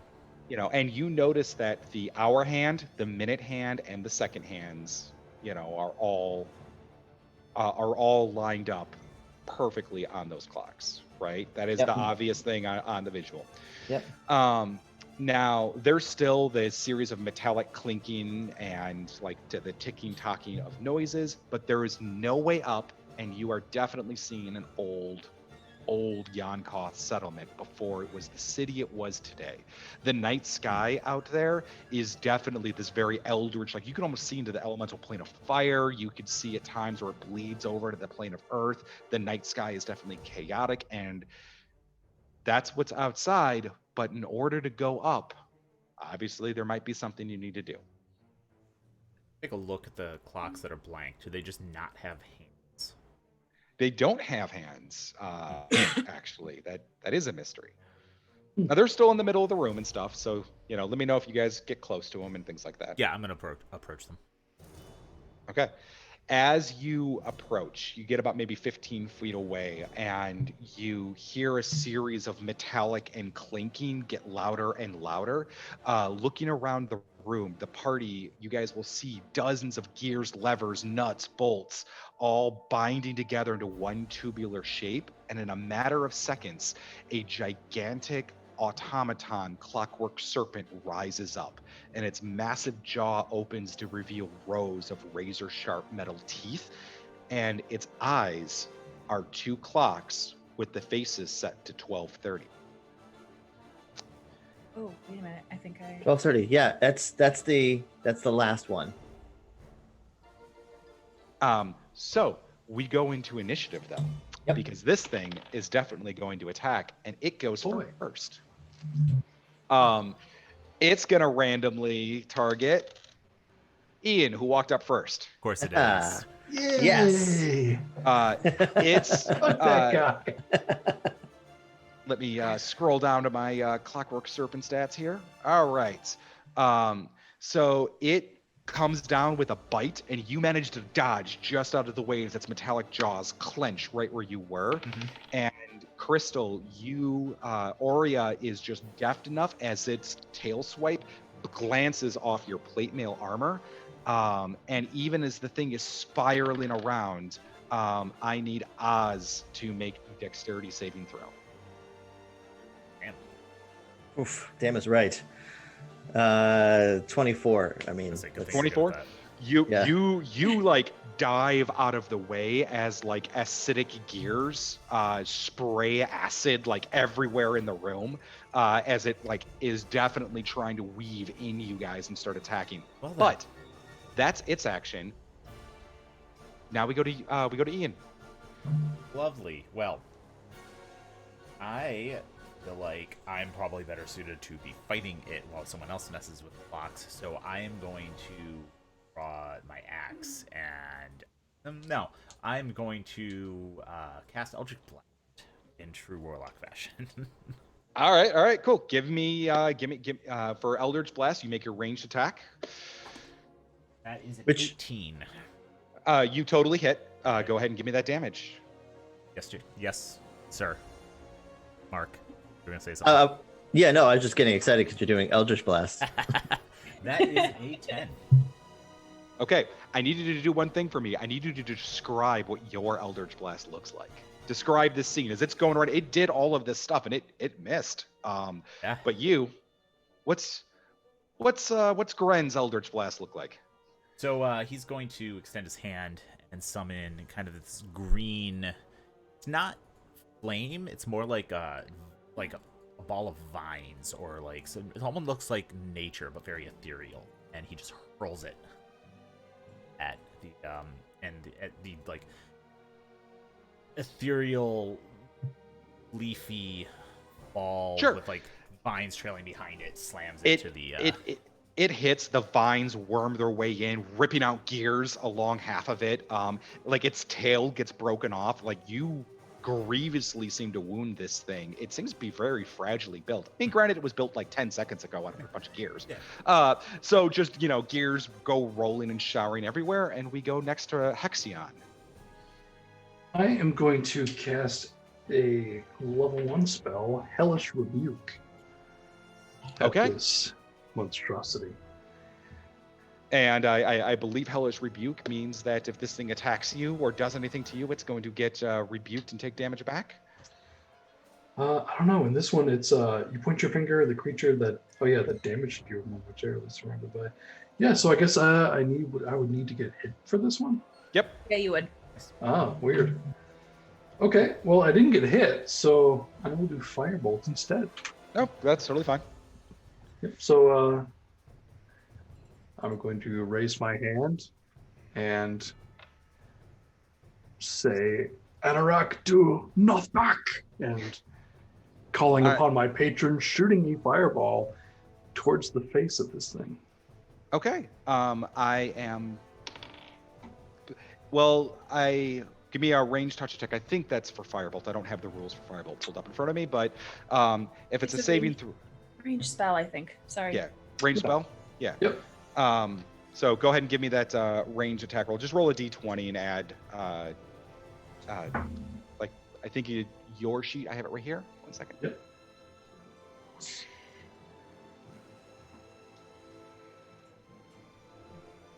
With a charisma modifier, or I'll pull it up right now. It's on the thing. Sadly, the one thing I never remember is what everybody else's spells do. Firebolt, at will cantrip. Yeah, make a ranged spell attack. So it's just roll a d20 plus 4. okay, so that would be 17 total. You hit. Go ahead and roll your damage of 1d10. Cool.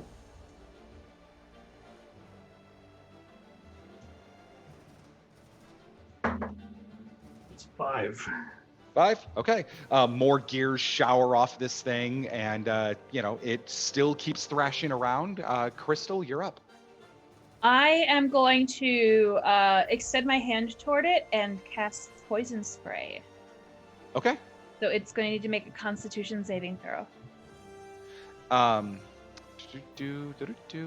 it's con of 13. You'll have to beat. Sure. It succeeds. Okay. That's it then. Okay. The poison gas and acid doesn't really seem to affect the construct very much. Okay. And it definitely makes its saving throw as well, and even the acidic, vile parts of it don't really corrode much of the gears. Okay. So then we go to the Lord of Thieves. The Lord of Thieves, Oz is going to take out the other wand that he has, not the Finger of Death, but the other, so far unnamed wand, and use it to cast witch bolts. Okay. This thing. We'll do Haxion this time. Haxion, roll me a dice and keep the number to yourself. That makes me Just nervous. let me know if it's evens or odds. Is it like a D20 or just anything? Any dice. Any die. Any Okay. dice you want. All right. Okay. Well. I got it. Okay. Do I have to guess? Yes. I'm gonna say even. Odds. Odds. Yes. Okay. So you go to cast using this, and go ahead and give me your witch bolt cast. No other spell effect happens. Okay. Whew. Okay. All right. That's a 9. That's a 9.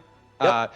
You miss. Your witch bolt goes completely wide, probably because you were expecting that something else was going to happen. Mm-hmm. So we go to the top of the round. This thing again is going to open up with a bite on. We're going to go on Oz because he tried to do stuff, and then his tail swipe this time is going after Haxion, and then its acid spit is going after Gren. Give me a dex saving throw. That'll be a 9. It'll be a 9. Okay. So 23. No. Just Gren. So it goes to bite, Oz, and you're deft and small enough to get out of the way. The jaws clamp that's left. The tail swipe, Haxion easily parries back with his blade, but the acid, this thing is bleeding so much that it sprays all over Gren, and you feel your flesh almost like turn to ash and start falling off of you as Ow. you take 9 points of damage. That's not good. One moment. Oh. Well, I only have 8 hit points. Oh. Oh, You no. see Gren like look at his arm that is like getting withered and turning old and like falling off, and like this acid is hitting him, and he just falls to the ground and starts clutching his heart as he starts having a heart attack as he's like panicking before death. Now he's still alive. Death saving throws are indeed a thing, and if he does die, that might not be the end here. But we go next to Gren. Give me a death saving throw. And how you do this is you roll a d10. And if it's lower than a 10, you're dying. If it's higher, you're alive. So I roll a d10. You roll a d10. Do I add you have it? to. Roll. Oh. Yeah. No. You're right, Chris. It's a d10 plus I think your con mod. So. Okay. It's a D20. Oh, sorry, D20. D20. Is- Yeah. I was Sorry. That makes 10 a big success. difference. I was like, I can't get higher than a 10 if I roll a d10 with my Sorry, I didn't con. want to step on storyteller's toes.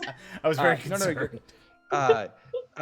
So you made her success. Okay, so you're there. You're losing consciousness. The world goes black for you. You fall over, but you are still alive for this moment. We go next to Haxion. This creature's still thrashing, and it's there. Ooh. Yeah, so I just saw. You saw Gren get like hit with this acid, get withered, and go down in just one sprint. Yeah, this guy I know just went down. That's a bummer. Because This dude I know just. Oh no! Oh no! Wait, stop. Yeah. Oh no! Stop.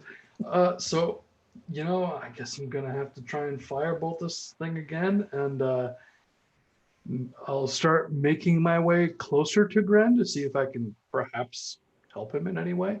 Sure, give me the firebolt. Give me that D20 plus 4. You got it. Appreciate it. That is Firebolt. a 17. All right, you hit. Give me a D10 damage. Sweet. Oh, that is a 9. All right, you firebolt this thing, and it explodes in a shower of gears and parts, and collapses and falls all over the ground. The two clock faces like fall out, and like one each rolls to the other side of the room. And like one rolls to one side, one rolls to the other side, and you run over to Gren, who's barely holding on, but he's still alive. You see the soft breathing of his chest. Crystal, your action.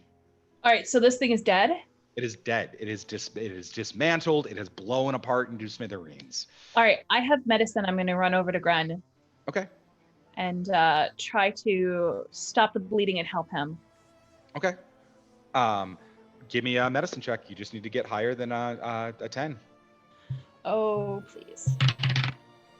No, I got 3. Well, Okay. no, Oh, 5 technically. 5.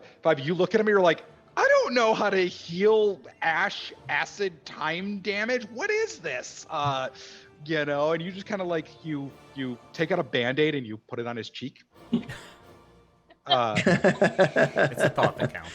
More cute than anything. I forgot how to paladin. Looks like a 2000s era rapper. Mark, what's Oz going to do? Oz is going to use the mage hand to pick up try to get one of the eyes, one of the eye clocks. Yep. From the snake, because there's like all sorts of acid and stuff spewing from this snake, and I don't really want to touch it, so I'm going to use my mage hand to do exactly that. Sure. You grab one of the clocks, pick it up, and whoosh, pull it over to you. Yep. Putting that bad boy right at the first blank. Well, that's your action this round. Yep. Yeah, sure. Yeah. Mage hand is there, and you get over to the clocks, and you want to the blinks. They are clock faces. It looks like you'd have to pull the hour hand and the minute hand off the clock eye to be able to like set them in the clock at a time. So the blanks right on the floor, they're actually blank faces. I have a picture for that too. Yeah, they're clocks without the hands. Right. Yes, exactly. So are you going to rip off the hour and minute hand from the eye? Yep. You can do that as an extra action. Not a problem. Totally. You pull them off and easy peasy. Top of the round. You guys hear the sound of gears clattering and moving as the snake, the clocks that you're holding, the one clock that you're holding, disappears and like yanks itself back out of your hand. The snake and the gears all reassemble and reanimate, and the thing rises up again, this time with one eye without anything on it. Shitballs. And you see outside the city of Yonder has moved forward in time a bit. It is bigger, it is more vibrant, but there's sieging ballistas outside. You can feel the ground shaking as there was a war outside. The tower almost even feels like there's heat, like it's about to be on fire. There's things outside of the environment has definitely changed, but the snake this round simply reanimates and spends its time restitching itself back together. Click, click, click, click. Ian, give me a death saving throw. 15 that time, so 2 15. successes. You're still beating heart is there. You eyes flutter open and you see you see outside the window a blood splatter hit and an elf scrawl down or like slide down the stained glass as he's like pushed up there from eldritch force, and you see like his body and organs explode on the stained glass before just leaving this dripple effect down, and you hear the snake rise up behind you. and then you go back to black. Haxion, what are you doing? While this thing is reconstructing itself, I'm going to do what I can to stabilize Gren. Okay, give me a medicine Your check. pal. My person.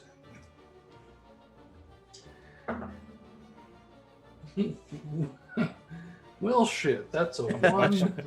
Oh, That's a 1? Two. Oh, I 2. got a 1, but so with my medicine, it's 3. Oh yeah, no. I run that if you roll a natural 1, the opposite happens. Hmm. Natural bud. 1 is that critical failure. That's the botch. Sorry. And so Haxion, who used to know how to do medicine, right? He used to have this training. And again, that your life was stolen. And you're there. You pull out your stabilization kit. You look at the small bandage that Aura put over his cheek, and you're like, I got an idea. You take his arm and you pull out your axe and you chop off his arm from where the acid was, and you pull off Gren's hand, and you've stopped the acid. That's gonna work, right? Gren, you are now 2 successes, 1 failure in your death saving throw. lovely. Crystal, Auria, you see this happen, and he's like, medicine. Thank you, Civil War surgeon. Right? Oh, I have words. I have lots of words. Okay. Glad I wasn't an archer. I am going to look at this creature, and I'm going to command it to flee. Wait. Okay. I am going to, my eyes will turn black again, and I will give you a insight check before you do that, or a knowledge arcana check if you have it. I would, let's see here. I would prefer Arcana. Sure, go for it. 17. 17. It is a magical construct. It is going to be immune to various poisons, charms, commands, things like that. This thing is definitely just a repeating animated loop until perhaps a puzzle is solved. Okay. Oh my gosh. So I'm over by Gren. I'm going to help him. Okay. At least try to put a tourniquet on. Sure.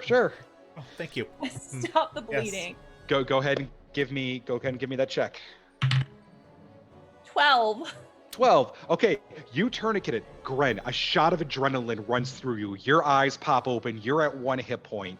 And you realize that you are missing your left hand. And you are just you're wide awake, you are adrenalized when you pop to. Ooh. But you're no longer dying. Now Success. we go to Oz. Yes. Well, I've got the 2 in my hand, but this thing is monstrous, and I have just witnessed the tragedies that just struck before my teammates, and I'm probably going to, I'm gonna try this one more time, and actually help me out here. What the difference between cantrips and spells as it relates to warlocks within the Shadelands? Am I able to use Witch's Bolt again? No, you still have the. You can use cantrips as much as you want. Yeah, that's what I figured. Yep, Okay. but your spell slots are still limited. Yep, spells proper are still limited. I mean, of course, you could shake a wand at it and maybe something will happen. Of course. Well, I'm just gonna create bonfire on this thing. And I believe that will be a thing on my end. I think is it a ranged attack? No, I think that one's a dex saving throw on my end. Again, I can pull up your sheet. That would. Yep, I throw a 1d8 against yours. Okay. Yeah, because D&D Beyond's great because they just let us check out the spells. I rolled an 8. Yep. So he will take 8 damage as he instantly lights up on fire. and you see again, like almost a half of him burn away and chip away and start falling apart from this giant automaton. It, again, seems to be very fragile. But the top of the round, it's its turn. And it's going to come at the person who, lit it on fire. And its jaws are once again going to snap close. You pull your hand back just in the nick of time. It's going to bat, and it just tail glances off Auria's plate armor because you have like an AC of freaking 20 something. No. And this time, Haxion, go ahead and give me that dexterity saving throw.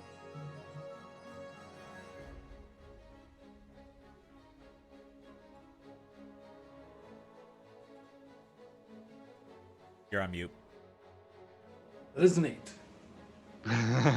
Oh no. It's an 8. All right.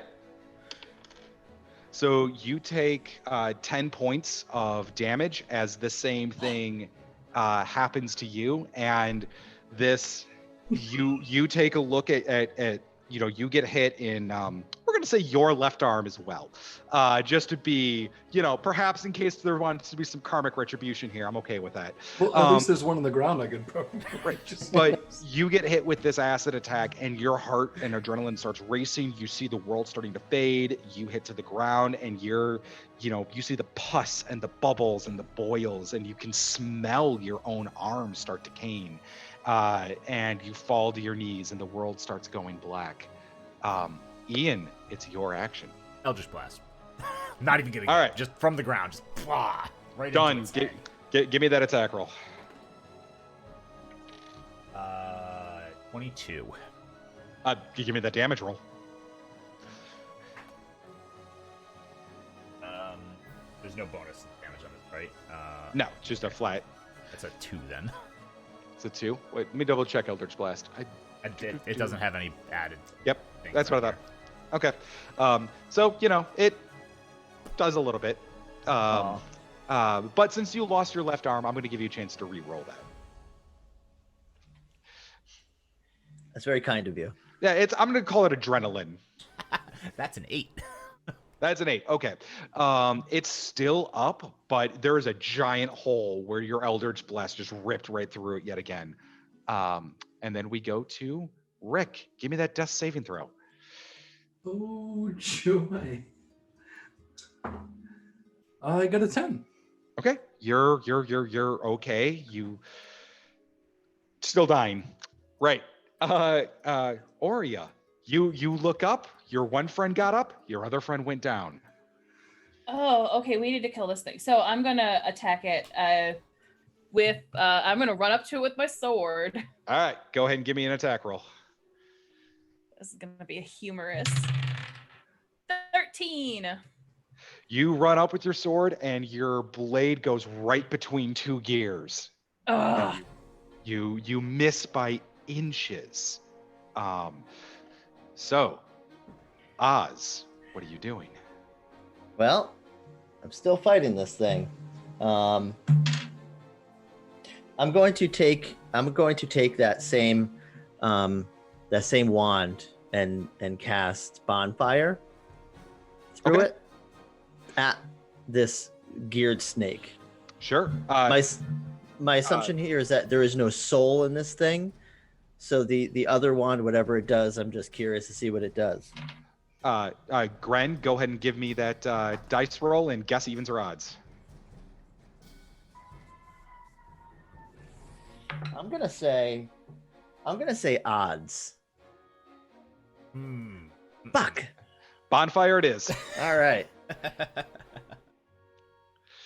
Damn. One day we'll find out what this thing does. One day. On my end, that's a thing. What's your damage? Oh yeah, I'm sorry. 3. 16, 3. This thing seems to be like holding on by like a single gear that's keeping its heart ticking. It's like this one little like vibrating tick, tick, tick, tick, tick inside. Because there's nothing left into this thing except its like giant head, which is like just snapping across the ground at you guys. Top of the round. its turn. We're gonna bite randomly after Gren. Oh, lovely. It goes to bite at you, and its fangs come down. One of the teeth shatters on a clock that's on the ground next to you, and its jaw stretches wide. You are pinned underneath it, but its jaw breaks open, and it crumbles on top of you. As it rolled a natural 1, and it had 1 hit point of damage left. I just go, ha. Rick, give me that death saving throw. 11. 11, you're still alive. Crystal, what are you doing?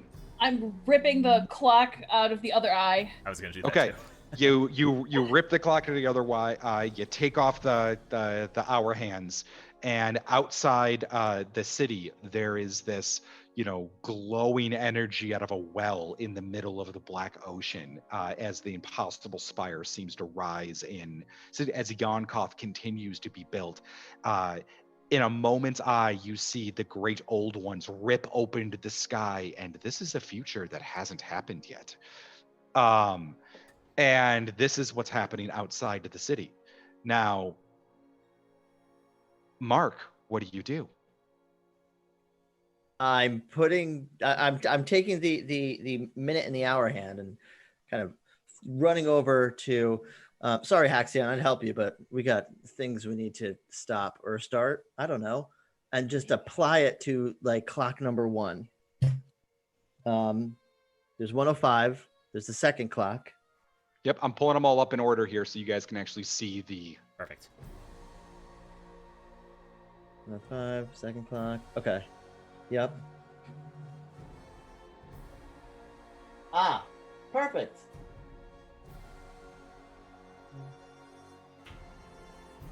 So you tell me what time you set them to. And I am going to time you because I'm not going to let you debate forever because we're in combat round still. This next round, guess what happens? It resembles itself. 211. What was that? 211. Okay, you lock the first one in at 211, and absolutely the staircase going above comes down partially halfway through the floor. That's your action. Top of the round, the snake reassembles itself. I didn't get Here's- an action. You did not? I thought you Why? you Eldritch blasted it.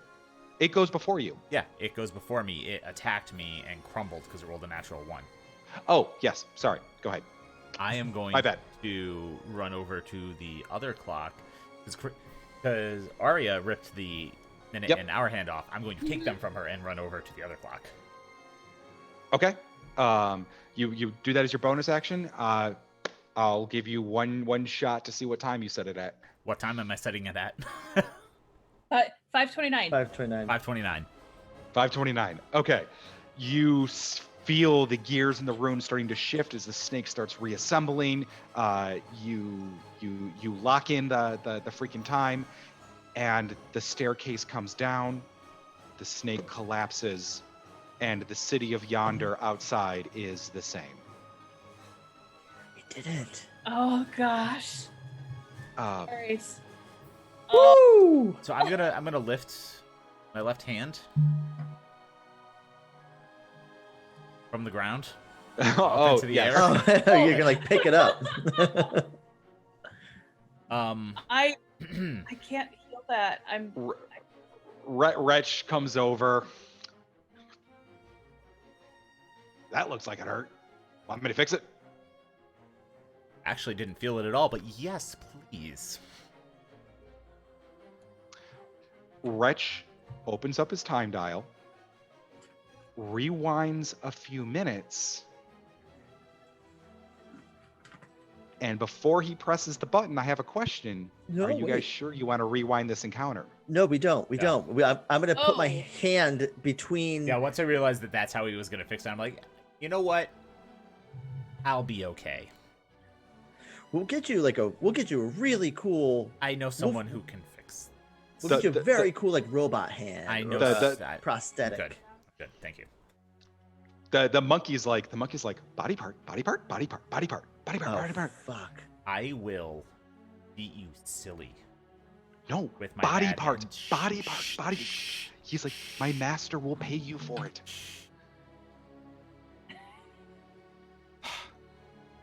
How about if he can't reattach it, you get it? Speaking of, I'm gonna look at Haxion. Oh yeah, we need to get him up. I want to go over. Oh yeah, he's just bleeding out there. By the way, give me another death saving throw. Oh yeah, we're just walking away. Like, great job, guys.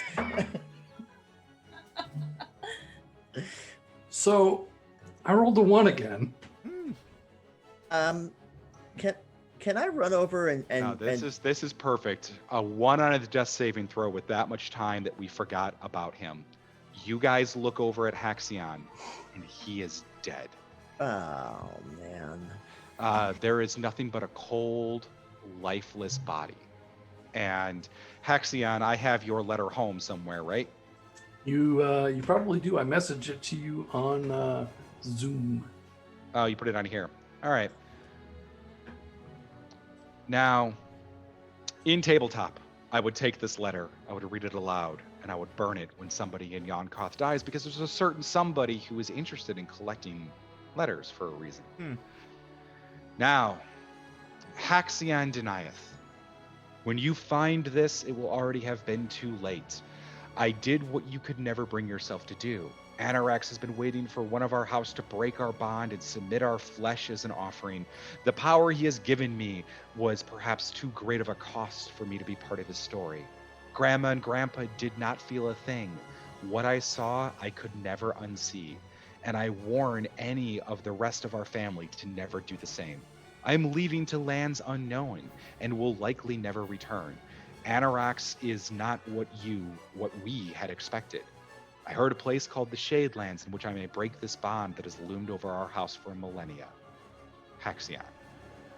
And this memory and this person known as Haxion that you see before you fades from memory as everybody who ever knew him, everybody who was ever connected to him, forgets that he ever existed.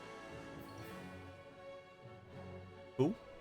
And his body reanimates and rises up as his soul is brought back in to it through a very benevolent force that kind of wants to see you succeed. The smell of vanilla tobacco is in the air, and you, sir, have a new patron who is yet unknown. But your life has been restored at the cost of everybody in your family who knew you back home has forgotten about you. Now, you three who are left here, do quickly remember that, obviously you guys can remember really quickly who he was in this room because you had no long-term prior connections. But for a little bit, you guys actually don't remember his name when he rises back up. But he doesn't get any help, but he rises back up at full strength with no wounds on him. And yeah, that's what happens when you guys turn to walk to him.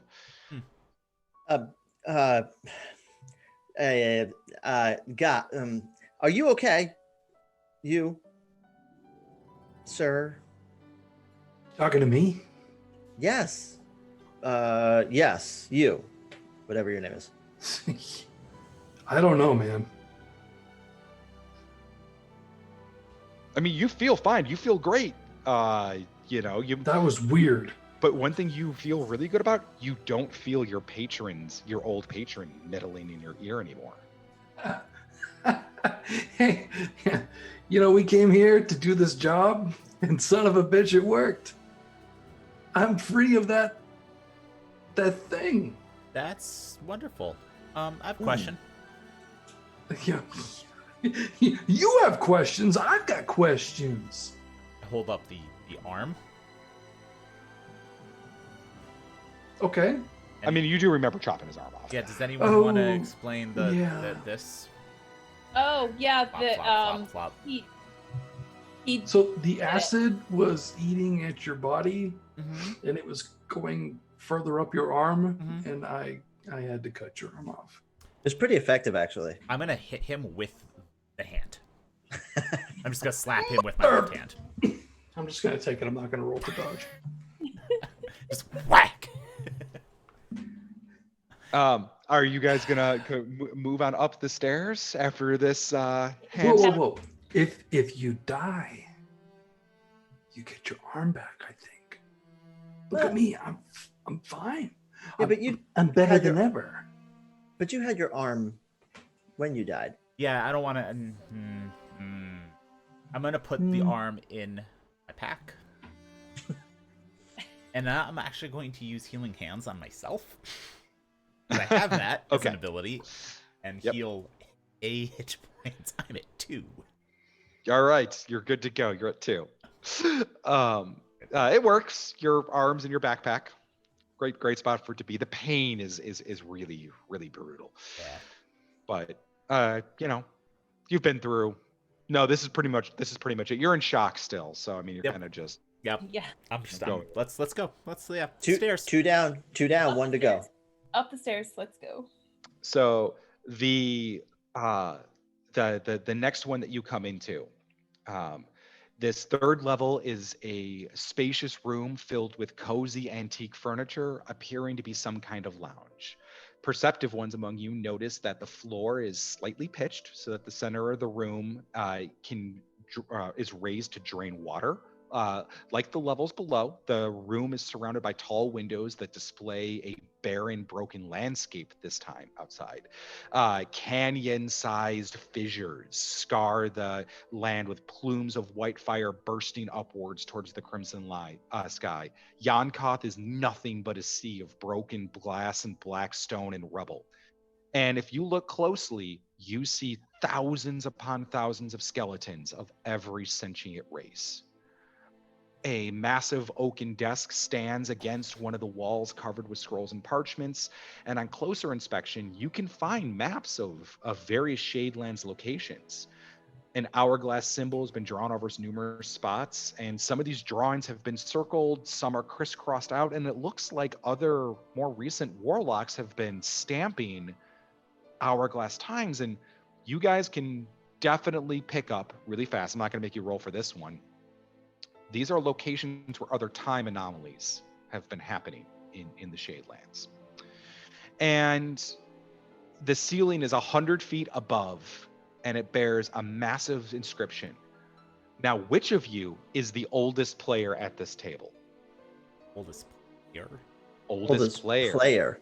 Oh, Right. you're gonna ask how old everybody is? Let's No. do it. Yeah, We'll do it. Yeah. I'm just kidding. I'm sorry. I'm 37. I'm endless, but I don't think that I just turned applies. 37. Are we all 37? No. And How old I are you? turned, So I turned 37 in July, so I think I'm older than Crystal. is it Ian or is it Crystal? Oh, I just turned 37 in August. So last I have Okay. March. Rick. All right, Rick. You are the only person who can read this. To everybody else, it's gibberish. Oh, This inscription says, in time, all things turn to dust. okay. Guys, Um, I think I know what it means. Oh, do you? Yes. Do you want to know? More than anything. Remember to drink your Ovaltine. I don't know what that is, but I don't know what you're talking about. Some weird gibberish spell. for some reason I can read it, and it says, "In all times, things turn to dust." And as soon as he says dust out loud, suddenly streams of sand begin to pour down from dozens of tiny holes that are in the ceiling and start filling the room at an alarming rate. Ah. Oh. Hey guys, good news. We're gonna get to the top of this room really fast. All right, Liz. I'm gonna take a That's look around real goodness. quick to see if there's any clocks. Like if there's any sort of clocks or anything like that. Nothing in this room like that. And in the first round that's going to happen, the sand is just going to bury yourselves up to your knees, and it is coming down really fast. And there's hourglass symbols everywhere. Like, you turn one side and sand flows from one to the other. Oh, the room got flipped, so we gotta flip it back over. Yeah, I'm gonna find any hourglasses that seem to be turned the Okay. Yeah, and I'm gonna do the same. Okay. Everybody this round, it's not a big deal, but I need everybody to make a small dexterity saving throw. Yeah. And an investigation or a perception check. I got a 7 for my dex. 16 dex. I got a 20. Okay, you guys are all fine. You're able to move around the room. The sand is filling up to your knees. And who's got an investigation check that's higher than a 15 or a perception check higher than a 15? You I got said an 18. I have an 18. Perception. perception. 19. Okay. Perception. Now, you guys as a party all find basically one of the scrolls with hourglasses that are a bit off, and you open it up, and you see that the thing was out of place. You turn it and you put it right back, and you hear the shifting sand of stone, and you look up. Who is the youngest player here? The Right. baby. Yeah. Now, you are the only one who can read this. When they fiddle with the papers and the parchments, it says this: I can bring tears to your eyes, resurrect the dead, make you smile, and reverse time. I form in an instant, but I am lost in a lifetime. What am I? Can you read that one more time? I'm so sorry. Absolutely. I can bring tears to your eyes, resurrect the dead, make you smile, and reverse time. I form in an instant, but I last a lifetime. What am I? I know what it is. I think I do too. Now, Auria, do you know what it is? Is Gren gonna read it out loud? Because Yep. otherwise we don't know what it's saying. I do read it out loud. okay, Okay. it will take an action to be read out loud, Yes. but he does. And during this round, sand continues going up. Go ahead and give me a dexterity saving throw. Oh my Go god, I on. got a nat 20. 12. 12. You got a nat 20. You don't have to make a saving throw next round. All right. You guys have a round as the room fills with sand, but you're able to stand on top of it. It's no big deal. What do? You all know the riddle now. Yes, I read it out loud. Yeah. So I'm pondering for a moment. I'm gonna look around to see if there's anything having to do with memories. Yeah. Memory. You look around, and outside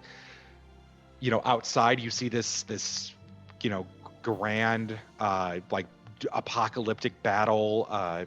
There's no objects that would strike you as memory, but do any of you guys tell each other what you're looking for? Yeah, I say it. Yeah, I do. The moment you say the word memory, the sand will stop falling from the ceiling and start draining through the chutes in the floor, and the ceiling will open as a staircase spirals down and descends. I like this room. Much better than the other two. Yes, yes. Much better than the last one. Well, you didn't die in the last one, of course. Oh no. Now, Died and came back to life miraculously fine. I waved my stump entering the top level, you guys will see behind each of the four walls there is the backside of a normal clock face, and they illuminate this room with this eerie blue glow, and complex triangles and tangles of gigantic gears make up most of this space, but it seems really purposely laid out.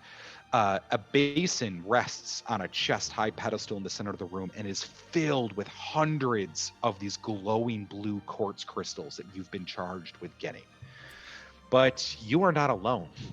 A group of warlocks of various races, Aasimar, a halfling, tiefling with the blue, armored leather robes of Magoro, are there, and they have the patch on them. The races are varied, but they have these they're all like trench coats. And these are the Evermore warlocks. And also known as the Trenchcoat Mafia. and every one of them looks at you and turns around and sees that you made it up, and they start applauding, except for Wretch, who pulls out his flask and goes to start shucking at it and screaming in profanities as he pulls out a wand from his own pocket and is ready to go level something at these guys. Now, Wretch has lower initiative than... Wretch goes last. Oh, phew. So, your first impression here is what? What do you do? Ian, you get to go first. I'm just gonna pluck the wand out of his hand. Okay. You pluck the wand out of his hand. And is anybody else going to take an offensive action? Yeah, well, yeah, I want to tackle. What is Cool. what is his Wretch. name again? Wretch. I'm gonna tackle Wretch, but in a like whisper in his ear, like chill. It's okay, calm down. But I'm like physically tackling him so I can hold him. All right. And you tackle him down and whatnot, and Wretch is just, you bloody betrayers, I'm gonna fucking kill you. I'm gonna rip your souls into oblivion. And he's just an endless stream of hatred and swearing. And at the time, the warlocks are kind of ignoring the screaming familiar because he's not attacking him, but they did seem instantly ready to toss down with a fight if that guy, if that imp attacked him. And so they hold up their hands and say, "Congratulations, you've made it up to us." What do we have? And we're gonna need to. I'm sorry about our friend here. He's a familiar.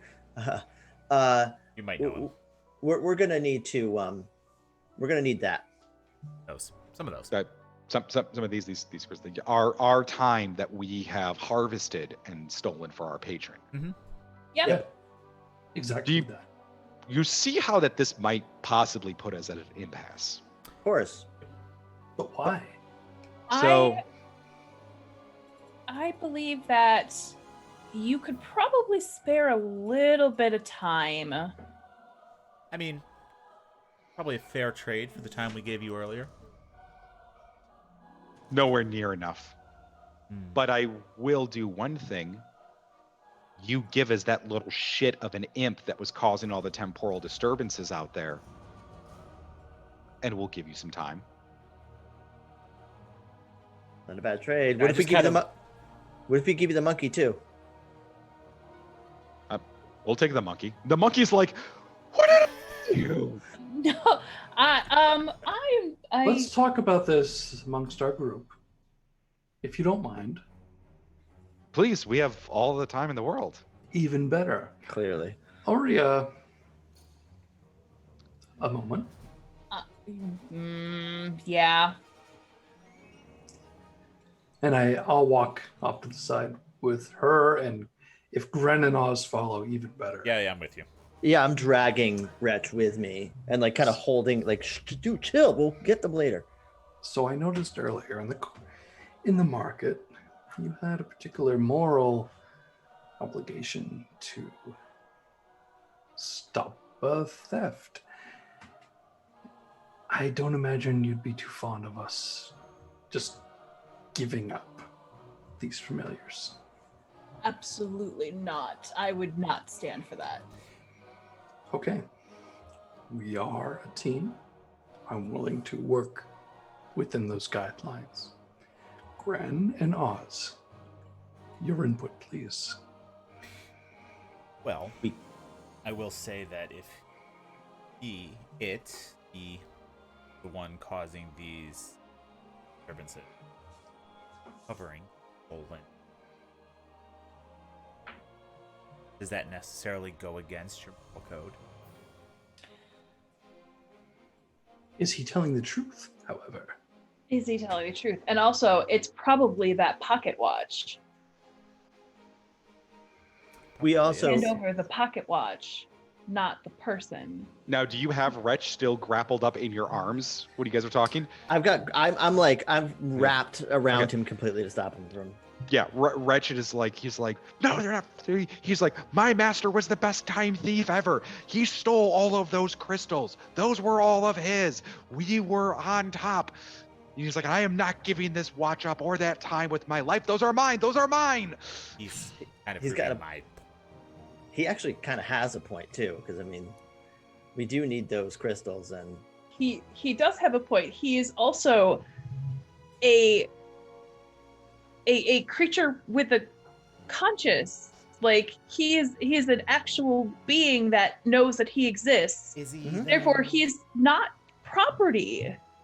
no, And not property. He's a prisoner. Maybe would be. worse. So, yes, that time probably is his. He stole it. He stole it. He stole it. He's So a what are we criminal, willing? What and are we are really giving him to willing? the jailers. Let's give them the pocket watch. I don't think he can live without that. It seems to be very much a part of his identity with his old master. We will need to help him find his own identity. I'm okay with this. As am I. Well, I mean, possession is 9/10 of the law here. You're not helping. Oh, yeah, says the one that has 2 wands and he only paid for 1. You're not, Exactly. Yeah, I have them. They have what we want, and the simple trade is just to All right. give them what they want, Here's an idea. so we Let's can fo- get what we want. Let's focus on what we were actually sent here to grab. It was time, correct? Hmm. was. Some of those crystals.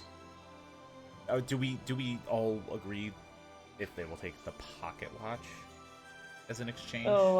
So here's an idea. 3 of us are pretty good at talking, correct?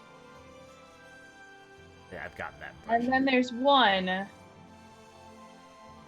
that not so good at the talking, but other things. I just look at Oz. Same. Wait, I thought I was good at talking. No. I talk a lot, What? though. Yeah. Oz? There's Let's a see, is difference. Quantity versus quality, my sir. You know, I go to give Gren a high five, but it's on the wrong arm, and I feel guilty. Oh, I will. Hold on. Wait, I got this. Hold on. Start pulling the arm back out. You know, a broken clock is right at least 3 or 4 times a day. No, it's only right Nice. twice a day. And, I mean, but it's right sometimes. See, this was the whole like not being good at talking thing we were just talking here's about. here's where Oz, you get to be right. Why don't you steal a little time? I like the way you think. As do I. So let's do what we're good at. Okay. Bargaining.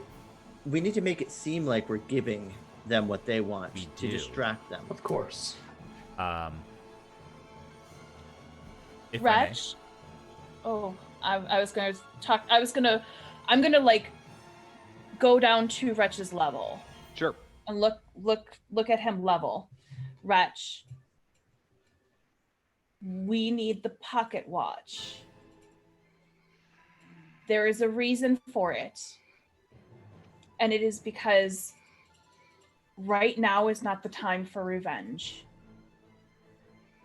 But if you help me accomplish this, I will make it my honor and my duty to help you get revenge.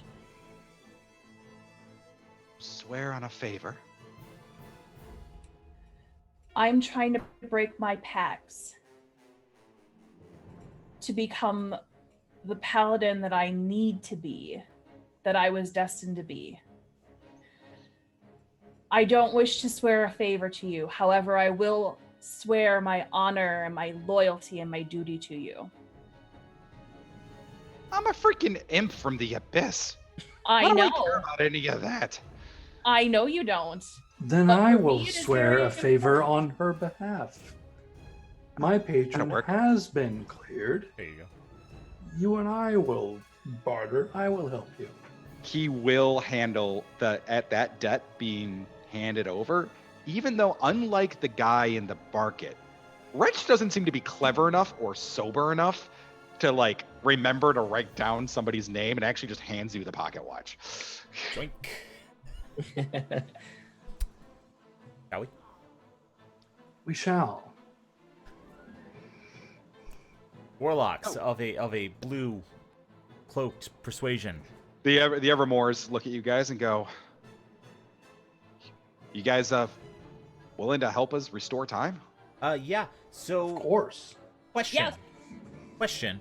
And I'm gonna launch into a relatively overly complicated diatribe about the general manipulations of time that we've all experienced coming up through here, trying to Sure. making it sound like I'm trying to understand what they do, but I'm really just wasting some time for a few minutes and distracting the shit out of them.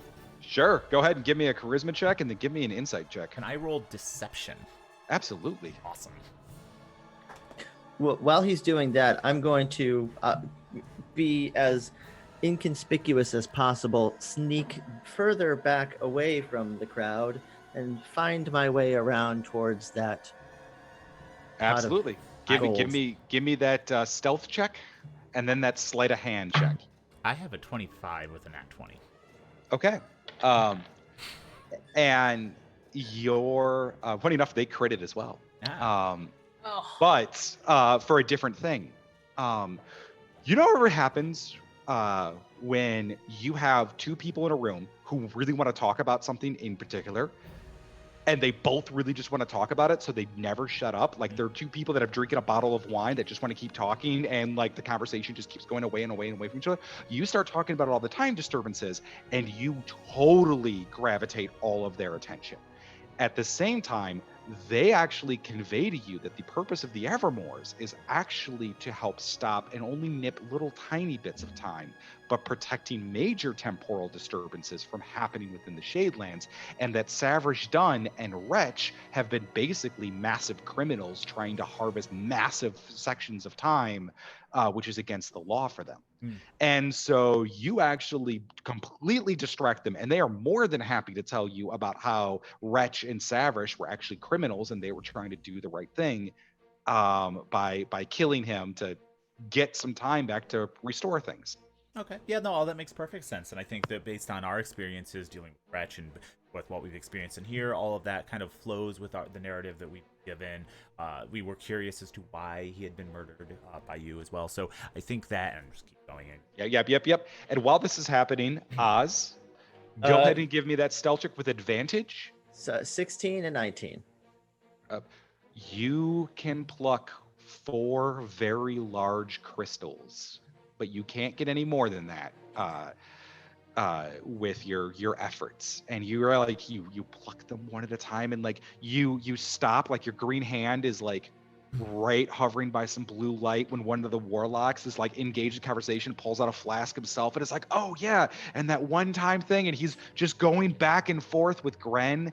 And you know, Aurora, you like position your character so that like Oz has like some room to hide behind, and like as he's picking up the crystals and like setting them in a bag, Haxion, you like, you know, fiddle with like a clock in the background or something, and like, or keep Wretch around, and like you're like there doing it, and they're like, no, don't touch it, that one's important. And like this allows Oz to get what he needs and actually back away, and they are none the wiser.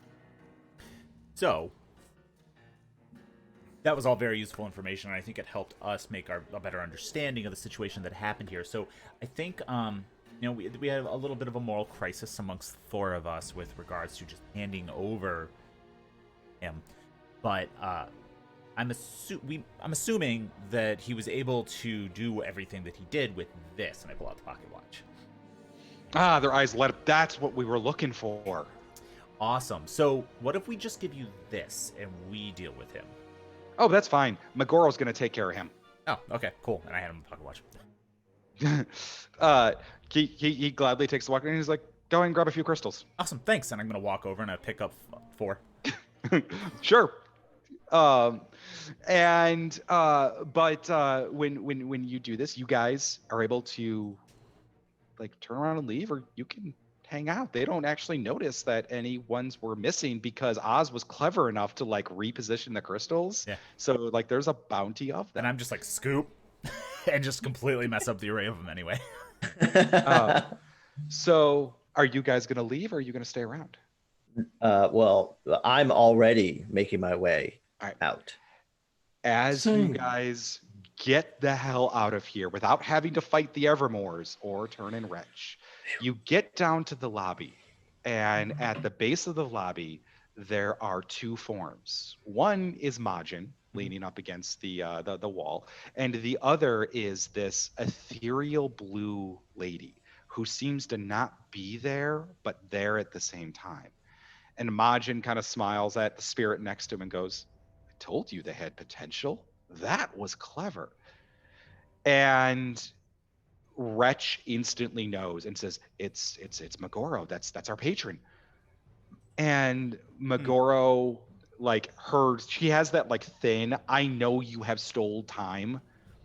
I'm not pleased about this, but I have to like accept that you passed, like you did it.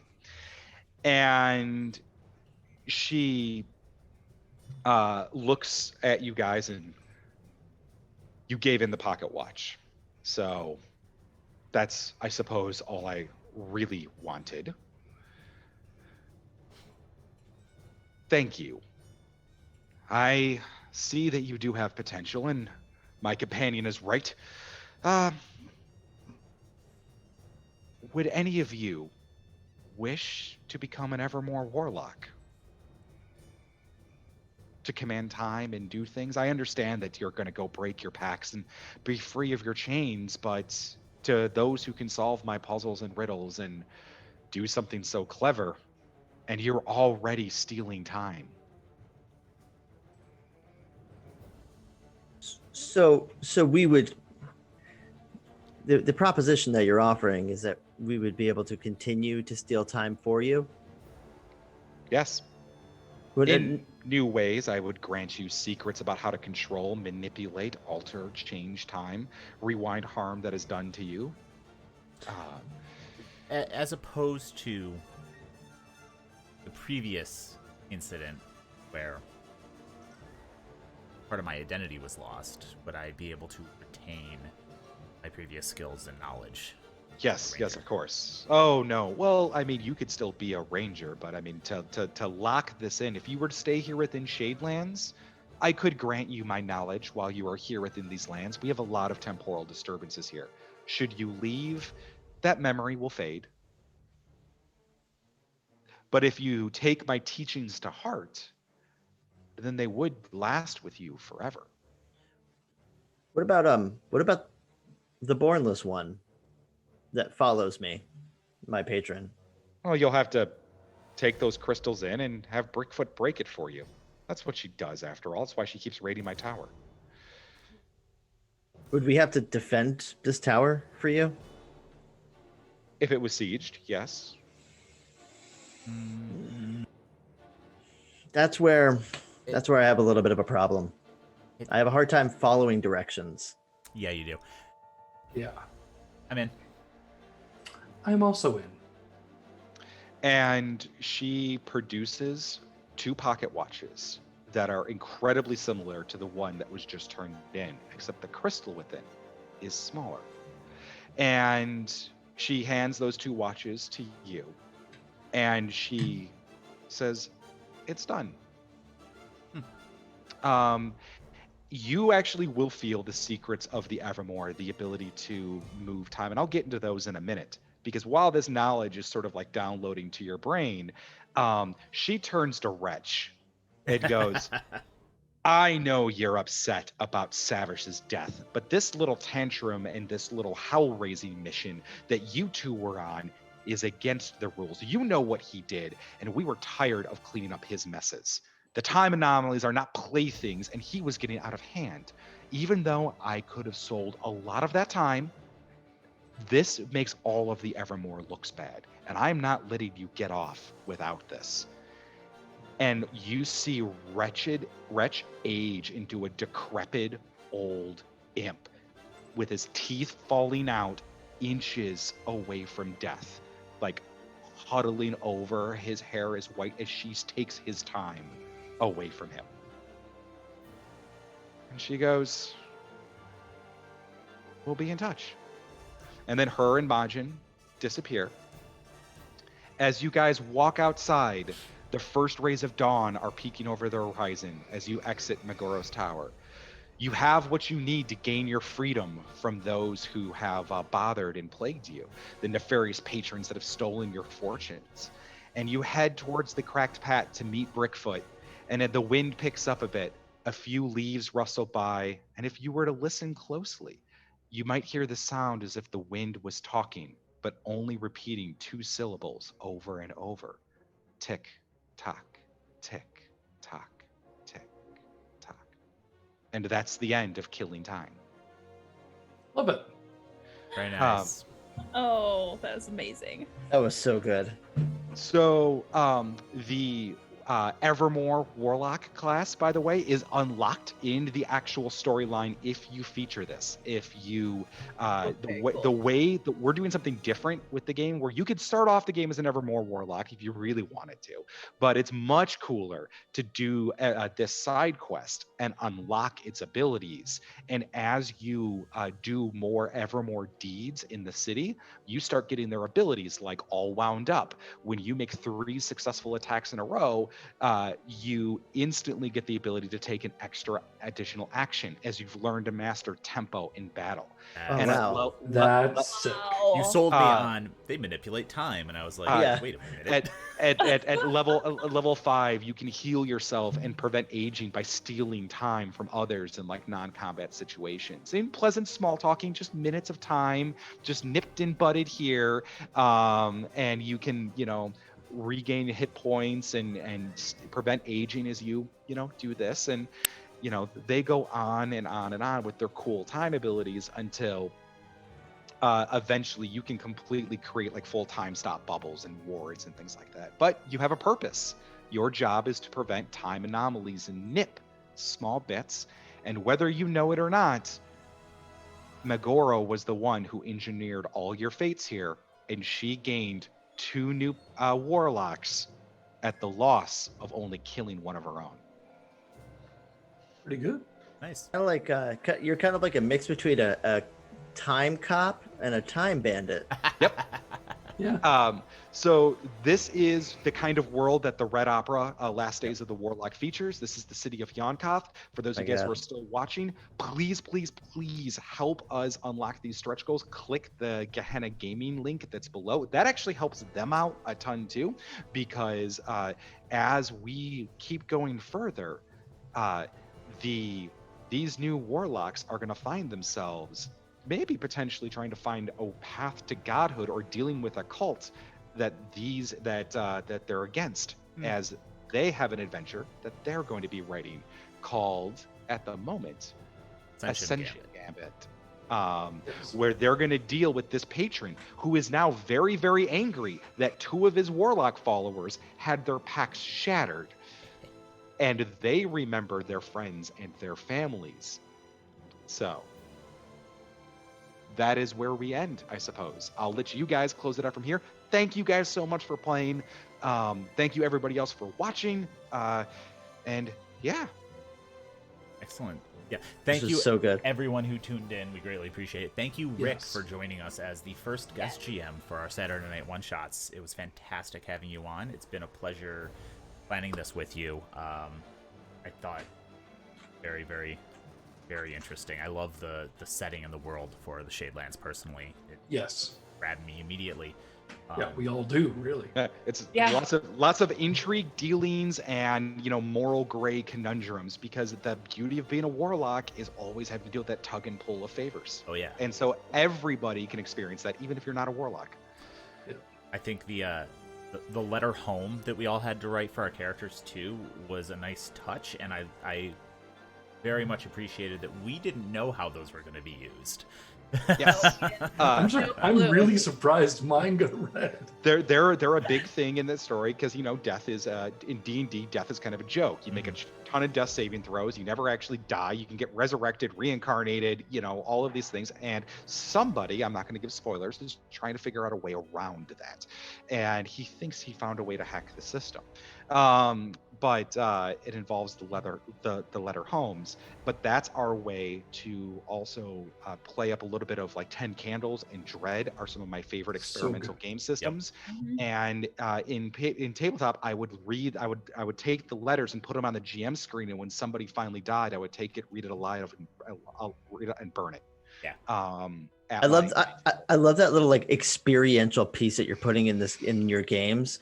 And that tangibility, that tangible item that people are creating that connects them to their character. Like, I know that after I wrote my letter, I now like that bit made me understand my character far more than just putting numbers on a character and sheet. It gave me, and to run a one shot, it gave me a bunch of information that I was able to draw in regards of your characters and who they were, and like, to understand that stuff. So I think it's a two-way street that works out well, especially since the other players don't know those letters. And when you imagine playing a full campaign, like you're 8 game sessions in, 9 game sessions in, and some like secret gets revealed in somebody's like letter. When it's read out loud, and then they are brought back from the death. Like, this adventure features multiple paths and multiple ways through. Even the main campaign is entirely based off player agency, with multiple choices and multiple routes that parties can take. So even if you're a player who reads the Red Opera and your storyteller decides to run it from them, you have no idea how it's going to end up, and which path is ultimately going to be chosen, because there's like 10 acts and like 26 potential side quests and all these different things that go through it. So it's more of like this weaving thread of which way did you go, and what ending did you and your group craft? Well, and now that everyone has seen the Kickstarter, if you haven't seen the Kickstarter, haven't gone to the website, please click that link, go check it out. The artwork is gorgeous. The concept is extremely unique. There's a very specific reason why Gehenna Gaming decided to dip our toes in D&D with this particular module. Is because it immediately grabbed us. It's super unique. It is, in my opinion, thematically changing the game. And I am already, after this game, holy cow, this is dope. And I want to hang out in Yon'Cath all the time. And it has a soundtrack. It has a soundtrack. So it has a good, too. soundtrack. Yeah. And it's beautiful. If you So haven't good. heard it, go to Spotify and listen to it or purchase it, because oh my gosh. I've been playing it through the entire stream. Okay, because it is so beautiful. It is. It's great. Fantastic. Well, I think that's it for this evening. It was a pleasure playing this game. We have a lot of cool stuff coming up, including for people who listen to our podcast. Next Sunday, not tomorrow, the next one after that, we are going to have an interview with Rick and another guest. So do you want me to say that, or do you want to leave that one for a surprise? Say it. Say it. All right. James Dorton from Black Crown Initiate, who's one of the band members of Dia Morte, is going to be joining us for that. So we're gonna have an interview with some of the music guys who are part of the performance. He, in the opera on stage, he plays the accursed king himself. Nice. Awesome. Fitting. So cool. Fitting. So jealous. You guys get to interview them. Well, send us some questions that you wanna ask, and we'll ask them. Oh yeah, please load us up with questions ahead of time. So So that will be next Sunday's podcast. So make sure you check that out. And if you support us on Patreon, you'll get early access to that episode as well. So Yes. I lost my dice bag during this. Oh, Reg, no. Reg just stole it. So now I just have a bunch of loose dice. Can I say that Reg kind of has like, what was the house elf from Harry Potter? Dobby. Oh, yes. He's got very big Dobby energy. that was going through my head. I was like, can we give him something? Is he free? I love him. Mark, sign us Yes. off. What else is going on? What else do we want to talk about before we end it? Subscribe to our podcast. You can find it wherever you listen to podcasts. Gehenna Gaming Podcast. Just Google that. You'll find it. Yep. Make sure that you follow us on Twitter at Gehenna Gaming. On Facebook, you can follow us / Gehenna Games. We also have a Gehenna Gaming global group. We have a Discord you can find a link to on our Twitter. We have a whole bunch of new designs that are going to be coming over the next, I would say, month. That I've been secretly planning and designing in the back end without telling anybody. You could find our shop, gehennagaming.threadless.com. There's a whole bunch of really cool stuff. It's all TTRPG themed and horror themed gear. Everything from shirts and cups, yada yada. Baby onesies. And honestly, yes, working on that.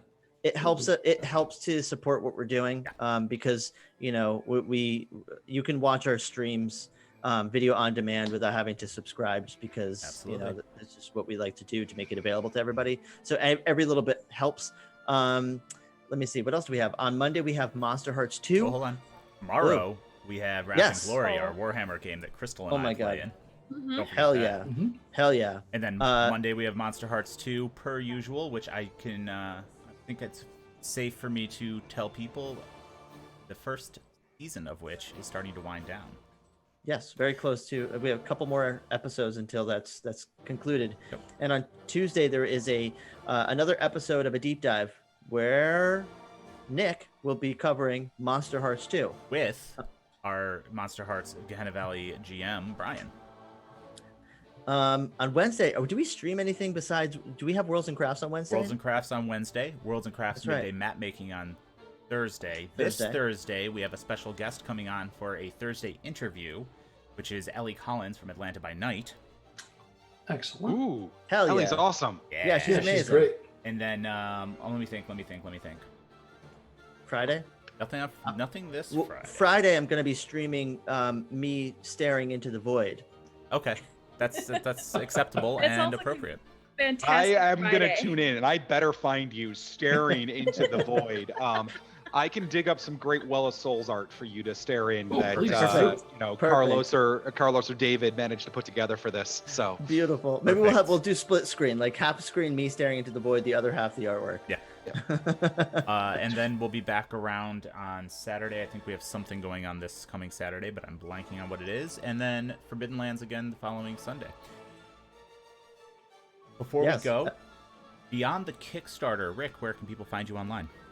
So they can find me at Cranky Bolt. I'm on Geek and Sundry, Gilding Light with Satine Phoenix. You can find my novels, The Seventh Age Dawn, which is sarcastic urban fantasy about the end of the world. You can find that with Prince of Cats Publishing, and also just available like through the ether space on the internet. And you can also find a bunch of blog posts and things like that with me over at Apotheosis Studios, who are the amazing art team and the creative aspect to bring the visual elements and the layout art of the Red Opera to life. So that is where you can find me. But I'm basically Cranky Bolt everywhere, even on League of Legends. And I will play the hell out of Teamfight Tactics. Very nice. We have a few players in our community. And of course, our guest player, Crystal. Where can people find you online? You can find links for all of the work that I do, as well as links to all of the things that I'm affiliated with at thegeekypanda.com. Fantastic. Wow, I got to make a thing where I can just rattle it off like the geekypanda.com, because that was just way cooler than what I did. This is why she's the professional down there, like two windows for me. I don't know how it looks on the screen, but she's to your side. She's to my side. Okay, she's over this way. I have so many plates spinning that I just had to put everything in one spot, because otherwise I'm just rattling off for like half an hour. Well, it's like people are like, "Where can we find you?" I'm like, GehennaGaming.com. Yeah, everything's there. And there'll be links for Gehenna Gaming and Darker Days Radio on my website. So yes. Oh, you put Gehenna Gaming links up too? You're so nice. I mean, I'm on so many Crystal. of your streams and everything like that, guys. That's Like, because I we love you. You're so you. awesome. I love you guys too. Fantastic. Thank you again, Rick, for coming on. This was really fun. We'll be talking soon. Crystal, I will see you tomorrow. Yep, I will see you guys tomorrow. And thanks. It's so nice to see you, Rick. And like, I miss your face so much. So Yes, someday the conventions will be back and we'll be able to, be on panels about not sucking at storytelling again. Yes. Just tell me where to be and I will be there with bells on. In fact. Okay. Now, other Rick, where can people find you? Anywhere Gehenna Gaming is, plus Def Malkavian. On Twitter and all over the place. Yeah, those are the All things. right. Yeah. And you can actually find me at the Belly of the Beast Inn and Tavern in Yon'Cath, rolling dice with some of the other warlocks. Dealing wands. But if you want to find me online, you can find me on Twitter, Marchosius with 5s instead of S's. There's a link down there in the chat. It's more important to me that you follow us on Gehenna Gaming and actually back this Kickstarter, the Red Opera. It's fantastic. Thank you so much for joining us. I had so much fun. I had way too much fun preparing for this game. I had way too much fun playing with all of you guys. And Rick, you are an amazing GM. Holy cow. Yeah, you are fantastic. Thank you guys so much. Well I'm glad you guys had a blast, and yeah, I would actually like to, run then. The problem is with running one shots is I always want to continue with what happens next. Well, there was that whole thing where you were like, "There's 2 scenarios I can run. Here are the descriptions," and we went both sounds good. Both. Yeah. Both sounds good. Maybe we should do a both then. Yeah, maybe we'll have to have another Saturday night. Yeah, one-shot. we'll do a second one. It doesn't have to be immediate, but we could do a second one. Yes. I just want to play this all the time. Yeah, it's I just true. want to play more D&D. See if I get my arm thank you. back. Yeah. No. Nah, I don't know. It's growing on me. You know what's funny is that the other no, scenario, it's not growing on you. the other scenario was the actual Act 1 of the campaign, because Yes. this adventure was the alternate that leads into that. So this was like the Death House, right? It leads into that. So if I then ran that one, the problem is that we're going to then run Act 2, and then we're going to run Act 3, then the side quest, and the 4 quests, and the next thing you know, we're in a full campaign. Look at that. Oh no, that would be terrible. Whatever Would that be will so we do? Darn. What would be so bad with that, right? All right, everyone. Thank you for tuning in. We are going to sign off now. Appreciate your support. Follow us on all the places where you find Gehenna Gaming. Subscribe to us on YouTube. That'll help us out a ton. We're almost at 500 subs on YouTube. Halfway Oh, there. really? Cool. Nice. Yeah. Thank you I very always much. forget about YouTube. And we will be back tomorrow. Bye. Bye. Be warlocks and play D&D. Play the Red Opera. Do crime, be warlocks. Do crime, be warlocks. Do time.